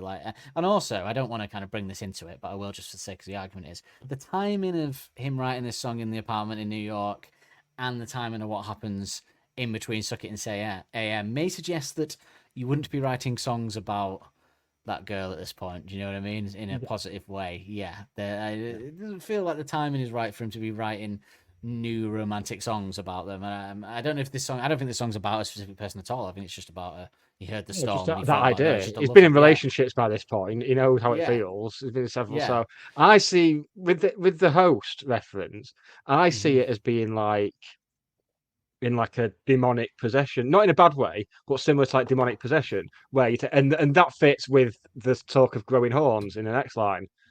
It's like Stranger Things type of thing, where Yeah, that's actually better. So I agree. I went the other way, but the same thing, which was I was thinking of like a scientific thing, like our sci-fi thing, where the body. Sci-fi is a better reference. Same idea. Well, no, it's not because you're right with the demonic thing and the horns. So it probably is more that makes more sense from a horror point. I went sci-fi, you went horror. Same concept, but the horror makes more sense because of the demonic phrase, which we get to in a second. But yeah, that's what I interpret as well. She's taking over. It's like the host. When assimilated and all that. Yeah. It's like the sort of becoming part of her and all. Invasion of the Body Snatchers, but she's taking over him. Yeah, she's controlling him. Invasion of the Sexy Body Snatchers. That's got to be a porn film that already exists, surely. If it isn't, then I've got to go. Actually, no. The porn film will be Invading Your Body Snatch. Surely that's what. Of course, yeah. Invading body snatchers must be. You think if you're watching enough porn, then you'll be able to come up with the titles easy, but it turns out you can't. Well, the thing is, we don't watch the ones with stories anymore, do we? So it's all straight to the book, bang to the book, innit? Stepsister stuck in a washing machine again. Yeah. You're not imagining it's your actual sister, are you, when you're doing it? No, definitely not. So, and obviously as well, I did also think, he says, sounds as if she's pretty close. So I think it's a reference to, obviously, when you listen to Clouds, when a storm's coming, and you go, it's getting closer, because you do that counting trick. What is that when you hear it and then you count, and then before the next one is how many miles? Yeah, between. Which is actually bizarrely accurate. I always thought that was just something you got told as a kid that's nonsense, but it works. Yeah. But how does that makes the universe make no sense to me? That the time that a storm takes by miles can be counted by the time it takes for the next sound. Like that's weird. I don't like thinking about that. And you know what? If you bang your knee on a cabinet or something, and your knee really hurts, if someone hits the cabinet, then your knee stops hurting. It's just mad how these things are actually true. Mental. Yeah. But yeah, you listen to them, stand there and you go, oh, one, two, oh, it's getting nearer. Ooh. It's over Charlton. But like, so she's getting closer. It's a metaphor, obviously, for when she's it sounds as if she's pretty close. She's coming to him. You can feel it. And then, like you said, when the heat starts growing horns, she's thunderstorms. So before we say what that means, if that's like a phrase, is that like a worldwide phrase, the heat's growing horns, or is that a northern phrase, or is that an actual phrase? I don't. No, I think it's not? one of Alex his. just. Oh, I thought. Oh, yeah, I've heard that a few times. People saying the heat's. Because I've got the jingle ready for when we hear like a British or northern phrase, and I'm not going to get to use it in this song. Oh, okay. Let's just double. I may just know this song because I've listened to the album so many times that I've pretended that it was a real phrase. It probably is, but let's just The heat's growing horns. That'd be a weird phrase, though, wouldn't it? Actually, for like Northerners. Ooh, yeah. There's nothing there. You're right. You're right. What What's has it come up like here, out though- there? Heat's going on. All I'll say to people is go to your Google and type in the heat's growing horns, and what you'll get 3 times down is a Washington Post story called "Horns are growing on young people's schools thanks to the use of phones." Give that one a swerve, I think. So it sounds a bit Brilliant. mental. So, yes, okay. So the heat's going on. So he's saying like, well, my interpretation is he's saying, unmetaphoric. Well, both versions would be, you know, that humidity you feel before a storm, where you feel that sort of hot and flustered, and then the storm comes. Like you can feel pre-storm. The air gets very humid, doesn't it? That's the way that he feels when she comes. He's all hot and flustered and humid, like before a storm. And then obviously the horns being a storm is quite devilish, obviously, and she's like a sexy devil, you know, that kind of sexy devilish thing. That's a sexy devilish. Kind. She's a bit cheeky, Yeah. and I think your idea with that and and this being the horn and the devil thing is backed up because in Hellcat he makes a similar reference. Yes, to he a woman does. and the devil. So it's not the first time. Good shout. I mean, it's not the last time in this album that he will get a bit demonic about a woman. So yeah, I think so. I think it's the heat grows horns and has a storm. So when a heat, which is a good metaphor for a storm anyway, if you take the woman thing out of it, just say that when it's humid and then you get a storm, it grows horns. That's cool. It's a bit devilish, but it's that same heat, humid feeling you feel before a storm could also be applied to when a woman that you're very into comes into your orbit. You could get a bit sticky humidity, couldn't you? Like Love that that sticky feeling before the humidity. storm. There's no calm before the storm with this one. No, there is no. not. He stays away from using the obvious reference in the song of calm before the storm, doesn't he? Which is quite. It quite could good. have easily got in there somewhere, but Do no. it lazy, we'll done leave that. that. Yeah. He could have said something lame. Like when I was in a band, I was trying to write lyrics that sound like lyrics. I'd be like, "Ooh, they say it's easy before the storm, but it's never easy with you." And I'd go, "Yeah, that's just as good as something Alex would write." Just like it. Biting.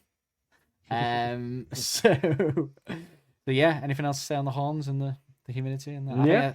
I think you are quite right to say that links to the host demonic, and it is only Thank the you. line before it, so it makes sense. And then this is where I said earlier that best musically and lyrical bit of the song with the pause and the drums and that second verse. And this is my favorite bit of the lyrics as well.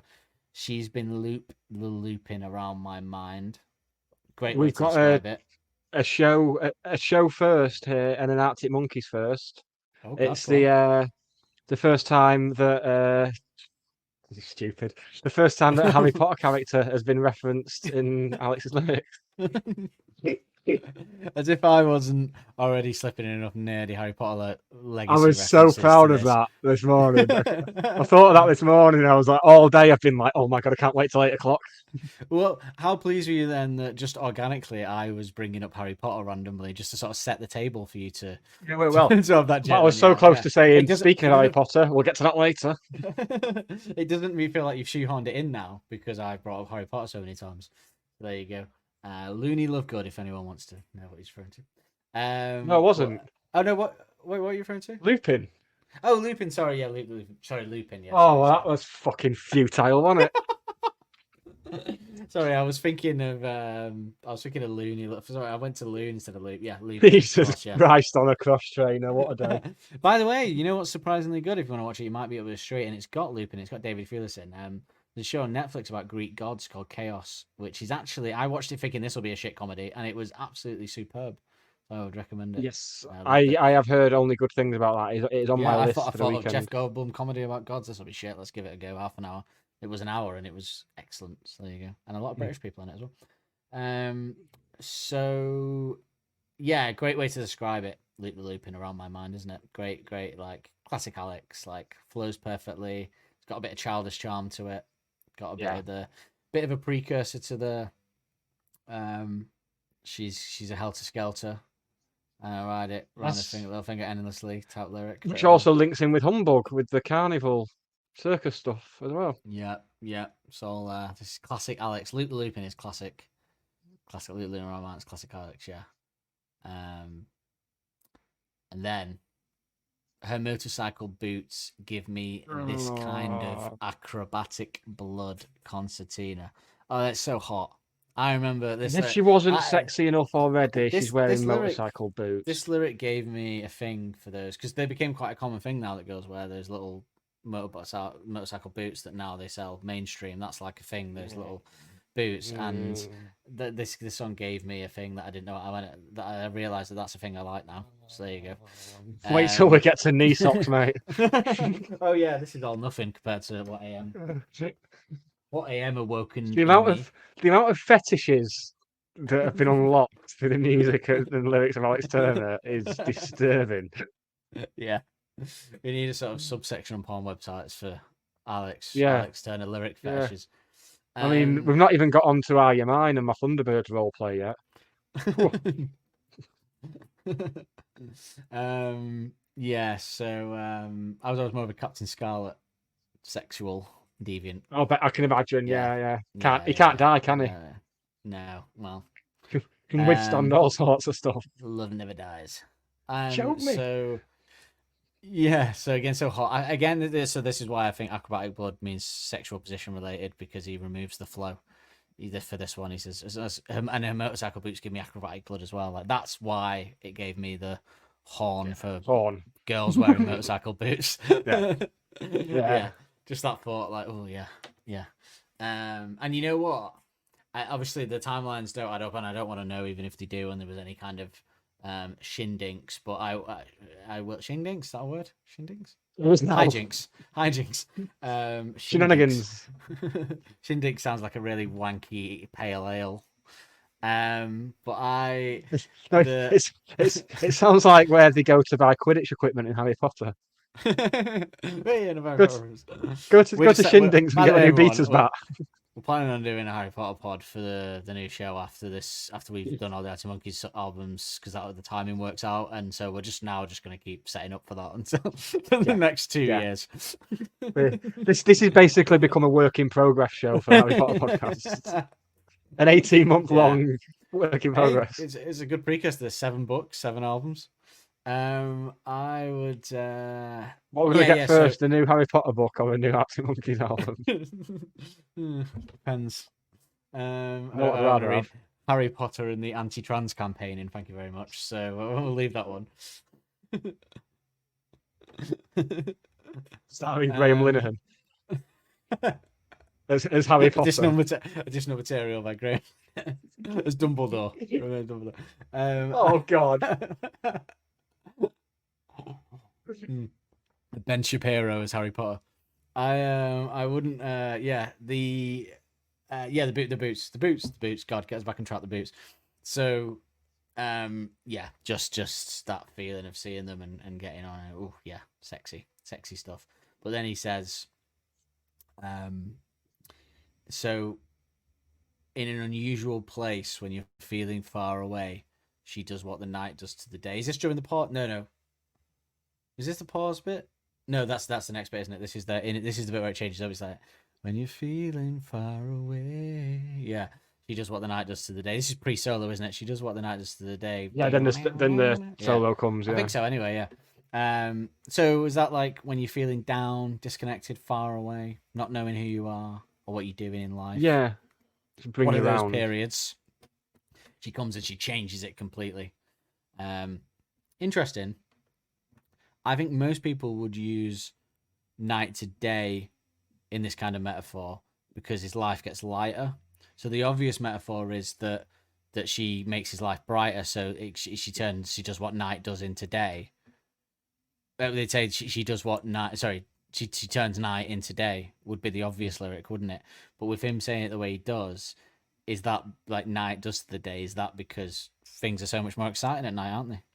Things are so much. Yeah, indeed, as we'll find out on the next album. Yeah, the towns look so much more exciting at night, don't they? The town. Yeah, when you're on holiday in the night, there's a bit more excitement in the air when you're walking around than in the day. Yes, I think it's a clever. Again, a lot of lesser lyricists would go to the obvious night to day.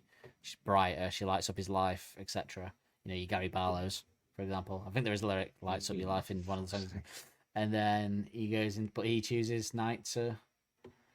night into day, because it all gets a bit more the air of excitement of the evening is that's why I love the coming autumn's my favourite season, because that starts happening at the weekend. That feeling comes at about 5:30. You normally have to wait until about 9-10 o'clock, and your night's already gone to a certain way at that point at our age anyway. So when it starts going dark at like 4:30. Oh. I was walking my dog at 11:30 at night the other Friday, and a young guy came out of the flats near me, and he got in a taxi to go out, and I was like, "Oh, going out at this time." Ooh. That's what Jesus, when did I get older? It's sickening, when isn't I it? would go out. I used to go out at 11. That would be like, let's get to the club for about 11. Now I'm like, oh, going out, like, God, I've already. There's that club night in Manchester by, is it? I think it's Annie Mac off Radio 1. She does like a club night where it closes at like midnight, and I'm like, oh, that does look tempting. Yeah, although I do hate. Well, then I'd still be up till 6 after like drinking. You know, from This Is England and a boyfriend, that Welsh guy, that presenter, like they do these raves for parents in the day, don't they? Where it's like 3 till 6 or something, and that just makes me draw the line at that. If ever, that's embarrassing. Like, let's not pretend. Let's not. Yeah. You can go to Blackpool and do that whenever you want. Because last time I went to Blackpool, I got there at midday, and there was a guy walking home pissed with a kebab, and I was like, bloody hell, what time does it start here? That at midday someone's going home with a kebab. Yeah. But yeah, and all the pubs were packed. It was like, what? So yes, the town looks more exciting at night, and she's done that to him. She's took his dull life where he was a bit bored, and which is what happens when you single for a bit and then you meet someone that spices up your life a bit, isn't it? It does change into that air of excitement that you get in the evening. So yeah. But I think after that, they just repeats the same lyrics. But again, I think a good first song to do, because there's a little bit of discussion there, but nothing major, which will come next week a bit more. Yeah, probably. Yeah, a lot more. So yeah, good to get us going again on the lyrics. We had a message from someone actually that thanked us in the break. They got, which is a good thing for the break as well. I think looking at the numbers over the time period, a lot of people got time to catch up to a lot of the content while we were gone. But somebody started listening who said, and shout out to you, said that they messaged on Instagram to say that they're obsessed with Alex's lyrics, and they thank us for indulging them they eagerly await our lyrical discussion every week. And they love getting to it because they don't have anyone else to nerd out on the lyrics with, so we provide that to them. Oh, so that's nice. Thank you. Yeah. So yeah, there you go. Do you want to have a little listen to what they had to say to John Kennedy? And it is a long one, everyone, because the first song has the intro to the episode where they're also chatting, which I think was worth including, and then the She's Thunderstorms bit. So it is buckle your seatbelt and have a listen to the lads with John Kennedy. Too much to discuss over a bucket of balls. Arctic Monkeys with Cornerstone from the last album Humbug from 2009, and Arctic Monkeys are back. Suck It and See is the new record. It's out this week, and tonight is getting the Exposure album playback treatment, and I've got Matt Helders and Alex Turner from the band, breathless because I've been running to the studio. Yeah. Thanks very much. Good to see you. Thanks for having us, man. It's a pleasure, and the new album's sounding great. We're going to play the whole thing tonight. You're going to talk us through it track by track. And when did you start thinking about recording a new record? Probably about this time last year, yeah, maybe a bit earlier when we stopped touring, did some gigs in Mexico. His plan was to like get straight into it after that, but I'd sort of forgot to write any songs, so I took the summer to do that. Yeah. And got on with it in September. Right. And so, I mean, did you go straight then? I mean, it was recorded in Los Angeles. Did you go straight to Los Angeles and record, or did you have a spell when you went somewhere else to work on these songs? Or Yeah, we were. We all sort of got back together like last September in London. Got a rehearsal room, and sort of the four of us and James Ford began to like develop them a little bit. Jamie had come to visit me in New York before, and we'd like sort of started working on some guitar parts for these tunes that I've been writing. But the four of us didn't get back in until September, and kind of took it from there. Like did that up to like Christmas, and went to Los Angeles in January. Right, so it was recorded this year. Yeah. Wow, that's impressive. And how long did you spend in Los Angeles? About 5 weeks. Right. Well, we did because we recorded it and mixed it while we were there. So we did first couple of weeks we recorded. Then we had time then to mix it while we were there. So altogether about 5 weeks. Right. So you kind of mixed it straight away. No, pretty much hanging around. No dithering or anything like that. Plan were like we'd have 2 weeks to record, have a week to listen to it and then go in and mix it, but we sort of overran a little bit with recording, so we ended up, we finished in the studio on the Friday and went into mix like on the Saturday pretty much. Yeah. But was it? I mean, it's you make it sound really straightforward, and I mean, I guess you got James Ford producing again. It's like the whole team back together. It is the old gang. team. Yeah. So did that make it really simple? I mean, James obviously has worked with you so much. He's like a fifth member of the band, or sixth member of the band. He makes us like the Harlem Globetrotters. Yeah. Is he curly? Yeah, exactly. Curly had no hair, did he? Oh, right. He's actually all right at basketball. Yeah, that's James, the thing. Really? A little bit of a fact for you there. Yeah. Used to play at the all right level. Really? Yeah. Regional. Wow. Where did he represent his Regional, I believe, wasn't it? I thought he did not represent the country. Did he? Did he? I don't know. That's what he told me. That's impressive. Wow. Yeah, he's pretty good. Yeah, he's not that tall, is he? I mean, It just shows you, doesn't it? Yeah. You don't need it. he just He's needs got skills. hops. Yeah. Yeah. Excellent. So does that mean you were playing basketball with him, or is this did. just something he boasted about? No, we had a bit. Well, when we were We shot mixing, some hoops, there were a hoop outside the studio where we were mixing, so every now and then we'd have a little bit. Yeah, I'm imagining a kind of Beastie Boys scenario where you're all playing basketball, All just shouting. shouting at each other. Brilliant.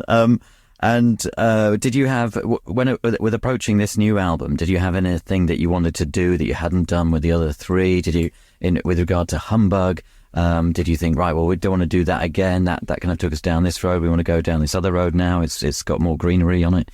Or yeah, I think it was just wanted to work with James again, and he's been involved in really pretty much like every record we've done really, but never like right from the beginning of it or whatever.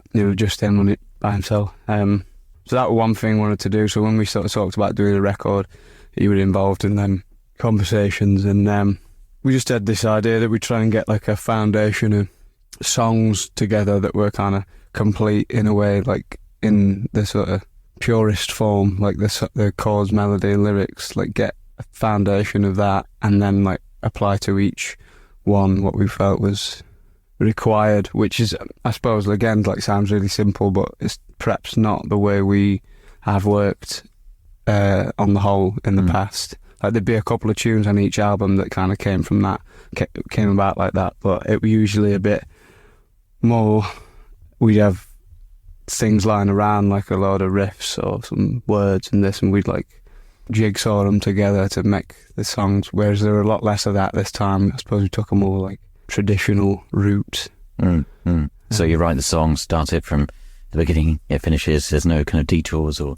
Yeah, well, there's a couple, there's a bit of that, and kind of, we have let ourselves have one wig out. So do you think you were restraining yourself? Do you think, well, we had, we kind of let ourselves go, in a sense, with Humbug and got to do just what we felt like, and this time, let's be a bit more disciplined, let's restrain it a bit. I think, or like trying to put just a limit on it, at least to doing very little or no overdubs, and just kind of keeping it as simple as it can be. But in order to do that, the sort of song has to be pretty sturdy in itself, like before you start. So that's why like we made that decision to try and like spend a bit of time working on that. And also the idea of really getting your act together and like rehearsing it so you can sort of play them all before you go into the studio, which is not something we've perhaps done that much of on the last couple of records. The first one obviously was done pretty much like that because we've been playing it around before we recorded it, but that was something we wanted to try and do, was get rehearsed. So most of the sort of production side we'd done like in London before we went. I had to record, and then that allowed them sessions to be all about getting the best recording of the, it weren't about should this have another chorus or should this bit go there, and that was all pretty much like sorted before we went out there, and then it was just getting the sounds right. And I think like listening to it, I think it sort of sonically it's quite, I can hear that's had some attention. Yeah. So do you think this is a result of becoming seasoned professionals? Fourth album in, you know exactly what you're doing in a way. You know, you kind of have an approach that is the result of how far you Yeah, but yeah, I still sort of don't really know which knobs to twiddle, but I kind of pretend I do a bit sometimes. But do you rely on the others then? Are they the expert knob twiddlers? I think probably more James, actually, that department. So I mean, with regard to these songs, and were they recorded pretty much live, or because from the sound of it, it sounds like each song was prepared, ready to go, and you could just go in and make the recording? That's it. We try to go out like one a day, sort of thing, and then we did like stick to that a bit. Kind of went back at the end and ended up singing a few again, or putting a bit of finishing touches on them. But like we pretty much kind of went in the morning, worked out whatever dialed in everyone's sounds, played through it a few times, and you fit 3 takes on the tape or whatever, and then if you've not got it, make a decision. And that's sort of that working like that. That's pretty good as well. It's kind of informs every decision, like that you can't sort of put it off till later. And I think that's again, but you need to have your act together, I suppose, to be able to do that. But that was a position I suppose we were in by that time, and it just it was good, and it was quite rewarding, I suppose, because then at the end of the day, like the last thing you're doing, you put in the tambourine on it, and then you've got a new thing. And yeah, no, that's something to kind of go home and I guess even listen to, but at least it's like job done. And you've got a pretty clear picture then of like what you're making on the whole, like as you go along. It's like that's something we've had in the past. You get to like the end of a session and you're like, oh, what it needs this here and that thing doesn't exist, and then going away and trying to like write that song or whatever it is that you think is usually quite difficult, or I've found it to be. Yeah. Well, tonight we're going to hear every single song on Suck It and See, the brand new album by Arctic Monkeys. Alex and Matt are here, and I'm going to play you the first of those songs on the way in just a moment. John Kennedy's Track by Track Podcast. Radio X. John Kennedy's Track by Track Podcast. Radio X.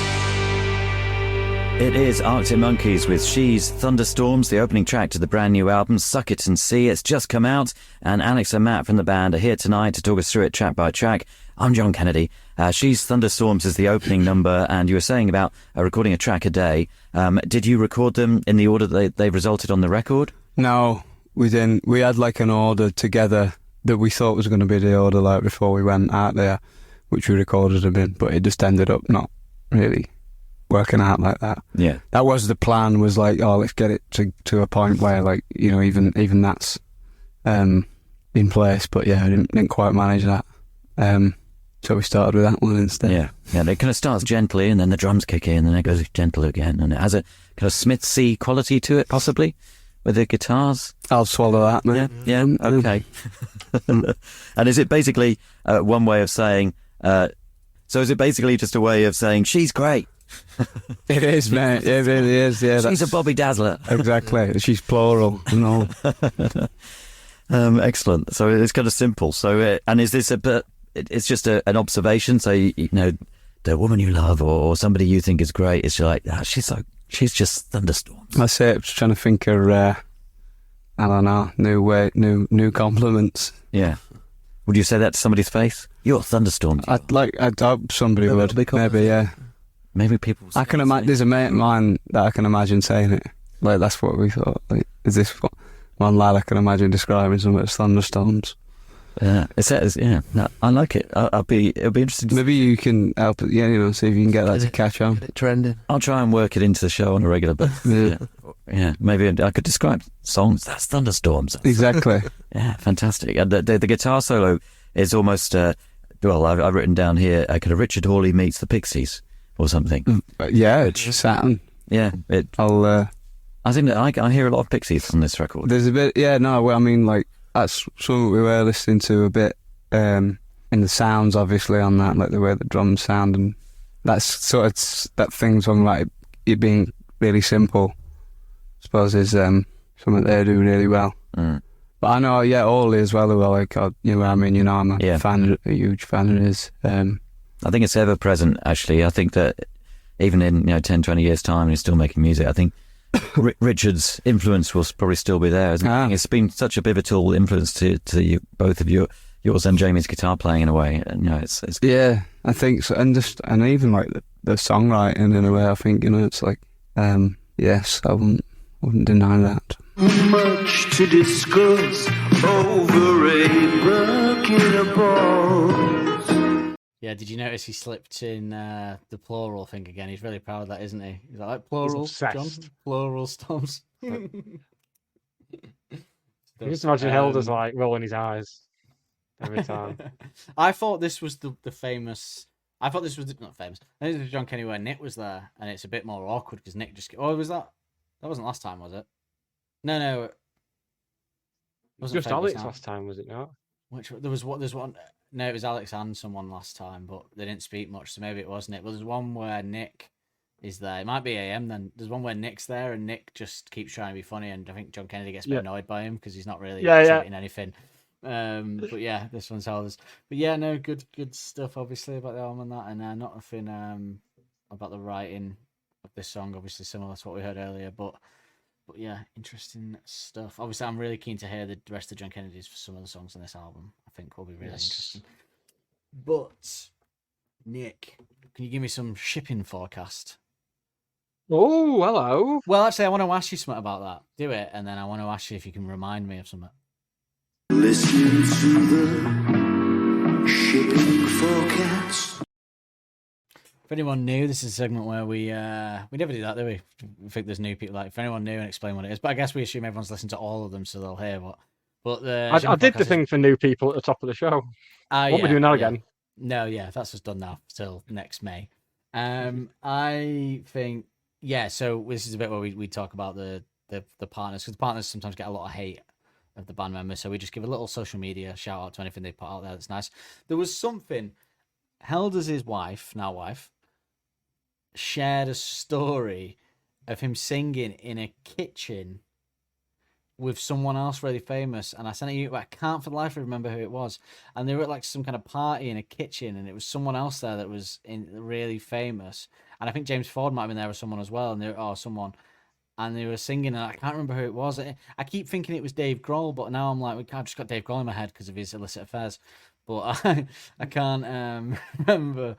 I can't remember who it was. And I was trying to find it, but obviously stories don't stay on the feed, do they? And it's really annoying me because there was someone really famous in the video, so I was going to give a shout out to it. But if anyone listening knows what I'm talking about, rings a bell. They were stood at the kitchen counter and they were singing like a song together, all of them like drunk. But there was someone quite famous in it, or someone that we know, someone banned Jason, I think, in the video. And I remember when I sent it to you, like, oh, wow, look, is it a fucking house party kitchen singing with whoever it was? I'm just having a quick look on YouTube because sometimes people upload them to there. But no, just no videos idea. of Sean Coombs' kitchen. So we might as well watch them before they get deleted. No, there's nothing here. I remember it though, but I can't remember who it was. I'm sure it was someone band adjacent now. If anyone knows, let us know, messages, and we'll do it, and I'll think about it. We'll bring it back up. But yeah, there you go. But they haven't put out much over the break. But although Helder's wife does put out a lot of good stuff about there, they're clearly very much in love, which is nice. And there was a lot of rumors over the summer that Alex was going to get married to Louise. Let's make it get Ariel out of my head now. To Louise. So it would have been a shock if you got married to Ariel. But yeah, that hasn't happened yet. But the rumors were like a winter wedding, weren't they, or something like that? I can't remember the rumor mill. The rumor mill was circling because of something stupid, I recall. Like it was. Was it a post on Amanda, social media or something? I think it was a social media story, and it was, you'll be next, or something like that. Yeah. Yeah, and there was some of a theory about because Alex had been seen somewhere, but yeah, I don't know. Hope he does. Good luck to him. It does seem like if he's going to get married, this will be the one. I would say, not to get too personal. What if it's all come from? What if she's like gone on his search history and found that he's contacted a ring designer, and it turns out he's just waffling on to strangers about martial arts? He wants to become the ultimate fighting champion. Hey, he just do martial arts, doesn't he? In the in There's New enough York, he's pictures always of posting him pictures doing of it. that trainer. Yeah, I've told you I don't like those pictures. You can see his feet. I've sent this. This is the thing I I have. don't- People don't know this, but I don't like looking at his feet because I don't know No. why. It kind of because It he's makes me very realize he's human. yeah. There's a very sort of aura of mystique around Alex, and he seems like this guy, and he wears these mad clothes and Well, it's like- changes his style. And he's so impressive to see his feet. I just don't like it. It's like when Blossoms were on before him at that festival, and I think Tom from Blossom said he's like an alien. Yeah, He's yeah. like, yeah. He's just like Best this thing you've other- said for about 10 years, that Tom. yeah, yeah. That bought them some time in my sort of liking of them, knowing that they were big Arctic Monkeys fans. So yes, do you want to give your favorite lyric? Should we give our favorite lyrics? Too busy with the mind on clever lines. I think I'm gonna have to go with. I might have to give a shout out, but I'm gonna go with because I said it was my favorite part of the song. She's been looping around my mind. Her motorcycle boots give me Same. this kind of acrobatic blood. Concertina. Yeah, same. I give a shout out to lying on a front up against the wall though, as well. Yeah, I it's think not. Yeah, that's a good. Yeah, and she's thunderstorms as a term as well. And as Alex said in the John Kennedy video, there he did try and get John to promote it as a term people use. So instead of awesome or something, people will be like, "Wow, that's thunderstorms," or "She's thunderstorms." But obviously, I was thinking that at the top of the show. 13 years as well. later, it hasn't. 13 years later, it hasn't caught on, unfortunately. So, Right, which one of us is going to be the first to use it next week? just use it in a social setting, like with a load of people that don't know Arctic Monkeys. Just go, "Wow, that's thunderstorms," and they'll be like, "What?" And I go, "Oh, but you know." There's a comedian who did that as part of his Edinburgh show. Who was it? It might have been Alex Horn, but as part of his Edinburgh show, he was challenged to like create a new word or something. And he was on countdown, like normal countdown, and he got a 4-letter word, and he said, "Oh, my 4-letter word is honk, meaning money," which it doesn't. And Susie Dent went, "Yep, that's right." So he took that as like, "I've won." Right. I got to introduce a new word. Yeah. Yeah, Yeah, I'm going to start using you just that. reminded me of the best jokes list at the Edinburgh Fringe this year. It always annoys me, that list. Reminds me rotten. It's worse every I year. don't understand it. Is it just a pastiche thing now where they go, it has to be bad? It's like so good it's bad. I don't understand why there aren't good jokes as the winners. Like I don't know. But yeah, do you want to give your favourite musical moment? Favorite musical moment. Bad sounds in your ear that make you get up and down. I know. I think we're my going to be the favourite- same. Yeah, my favourite musical moment is when they escape the Nazis and they go over the hill. Can't believe I've never made that joke before. Yeah, why is it taking 4 Why series? is it taking that long to get there? Fun fact about that scene, where they actually shot that scene when they're going over to Switzerland or whatever. The place they actually shot it was it leads to Germany, so you wouldn't want to be going over that hill at that point. To be honest. Come back! That's why they Come actually shot- Don't do it. But yeah, Done, done. I've got to give it to the Went from bass. Sound of Music to Inglorious Bastards in the space of 10 seconds. Yeah, bass. It's all about that bass.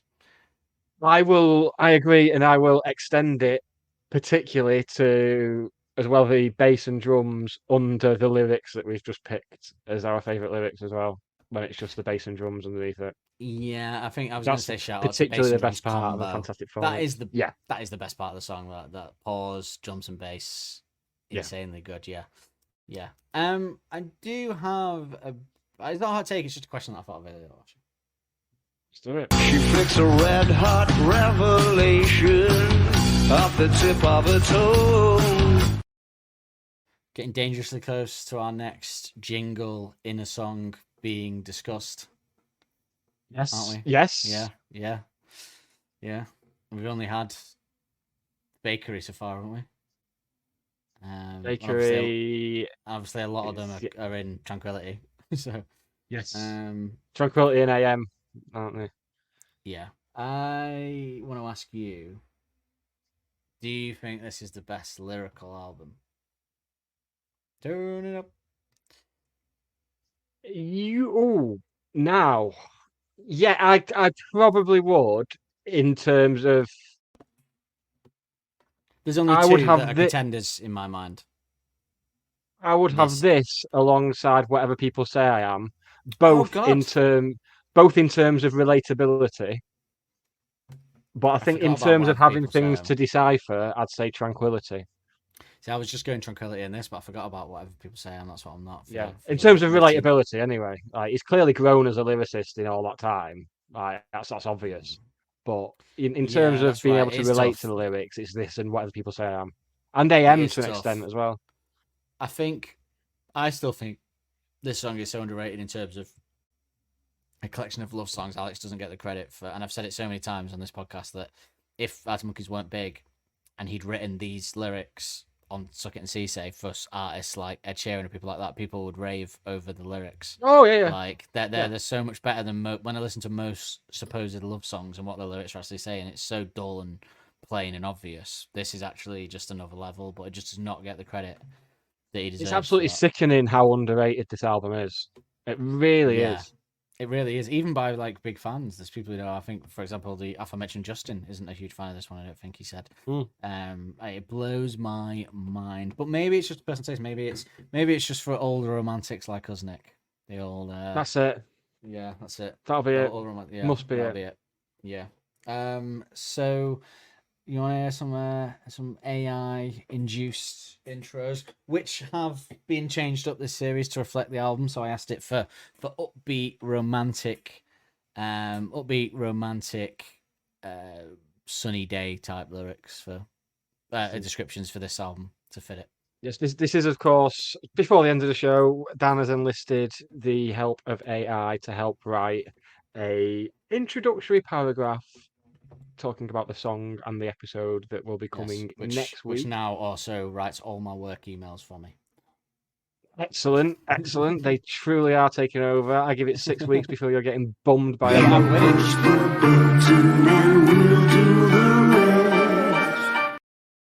Yeah, he's writing the emails. I'm on my Xbox. Who's winning? Yeah, sorted. So for now, till the work realised that. So no, I still have to send the emails. I haven't got the AI doing that yet. So okay, so I've done two. So I thought we didn't do one for She's Thunderstorms, so I thought I'd give us a little She's Thunderstorms intro to see how accurate it got, the song that we've just covered. She's Thunderstorms by Arctic Monkeys is a vibrant whirlwind of romance, bursting with energy and the thrill of unexpected love. The song wraps you in the electric charge of attraction as if the air is humming just before a storm breaks, bringing with it excitement and possibility. The lyrics paint the picture of a bold and captivating woman, mysterious and powerful like a summer thunderstorm rolling in. She stirs up the calm, turning peace and quiet into something thrilling and unpredictable. Her presence is magnetic, pulling you in with a wild, untamed energy. The imagery of acrobatic blood and rapid-fire heartbeat captures the rush of emotions that come with being completely enchanted by someone. Her essence loops around the singer's mind like a wild ride, her motorcycle boots adding a rebellious, carefree charm. She's both the storm and the calm after it. Yeah, I went for the obvious reference there. Simultaneously thrilling and comforting. When she enters the scene, she brings a change like night melting into day, an irresistible transformation that lights up everything around her. Nice that that's a good it point. specified summer thunderstorm as well. Yes, but that's a good point that we didn't say when I said about him not choosing the obvious like night into day because it lights up. Well, he might have been doing that in reverse, but the same in the evening everything lights up. So she lights up his life because all the lights come on, which is what we didn't discuss. Yeah, so there you go. Thank you AI reminding us of that. So lovely stuff. There was a bit extra on that as well. It says, with its upbeat tempo and playful romantic vibe, She's Thunderstorms feels like falling head over heels in the most exhilarating way. It's a celebration of the beauty and chaos, the fun and unpredictability, and the magic of someone who can stir your soul like a summer storm. There you go. But we do have one for next week. Track Black Treacle. Black Treacle by Arctic Monkeys is a playful, romantic tune with a surreal twist where love and curiosity mingle beneath a night sky that seems alive with possibility. It captures that dreamy feeling of being in the midst of something sweet and sticky, like Black Treacle, where emotions are tangled and complex yet irresistible. The song starts with whimsical, almost fantastical imagery. giving the sense that being side by side with someone special transforms the ordinary into something magical. There's a feeling of being lost in the moment, of playing a game that you know you can't win, but diving in headfirst anyway, because the thrill is too enticing to resist. The lyrics also playfully question life's contradictions, wanting something but not wanting it anymore, talking the talk but catching the train. With its upbeat tempo and quirky lyrics, Black Treacle captures the fun and chaos of love. It's about the sticky sweetness of relationships where even when things don't go as planned, there's still a charm in the mess and the ride is always worth it. As if I didn't already really like that song enough. And I've already decided on my favourite lyric as well in that song. Already got that locked down. So all good. Yeah, got the lyric on lockdown. This has been the most songs that are not Arctic Monkeys that have been sung on an episode of this show. Yeah. Most Harry Potter references. Hopefully the first and last Blue reference. And yeah, but never say never. Was it Blue? I thought it was 5. It's just I know. I think it's Blue. I don't know. Get in touch. I'm not googling Arctic it. Monkeys podcast @gmail.com. So yeah. Well, that's that. Black Treacle next week. We're back and we're live and kicking. What first Lovely. week of 40? Just what a week, and 39 more or so to come. We've not properly counted. Right, we'll be back next week with the aforementioned Black Treacle. Say goodbye to the nice people, Dan. Goodbye. Ta-ra! Don't Believe the Hype is hosted and produced weekly by Nick Lee and Dan Holt. The music used in the titles is royalty-free music courtesy of Les FM. Don't forget to subscribe on your podcast player of choice to be notified every Wednesday when a new episode is released. And if you want to help us out further, be sure to like and review to help make us more visible to like-minded souls. We will see you next week with more of the same.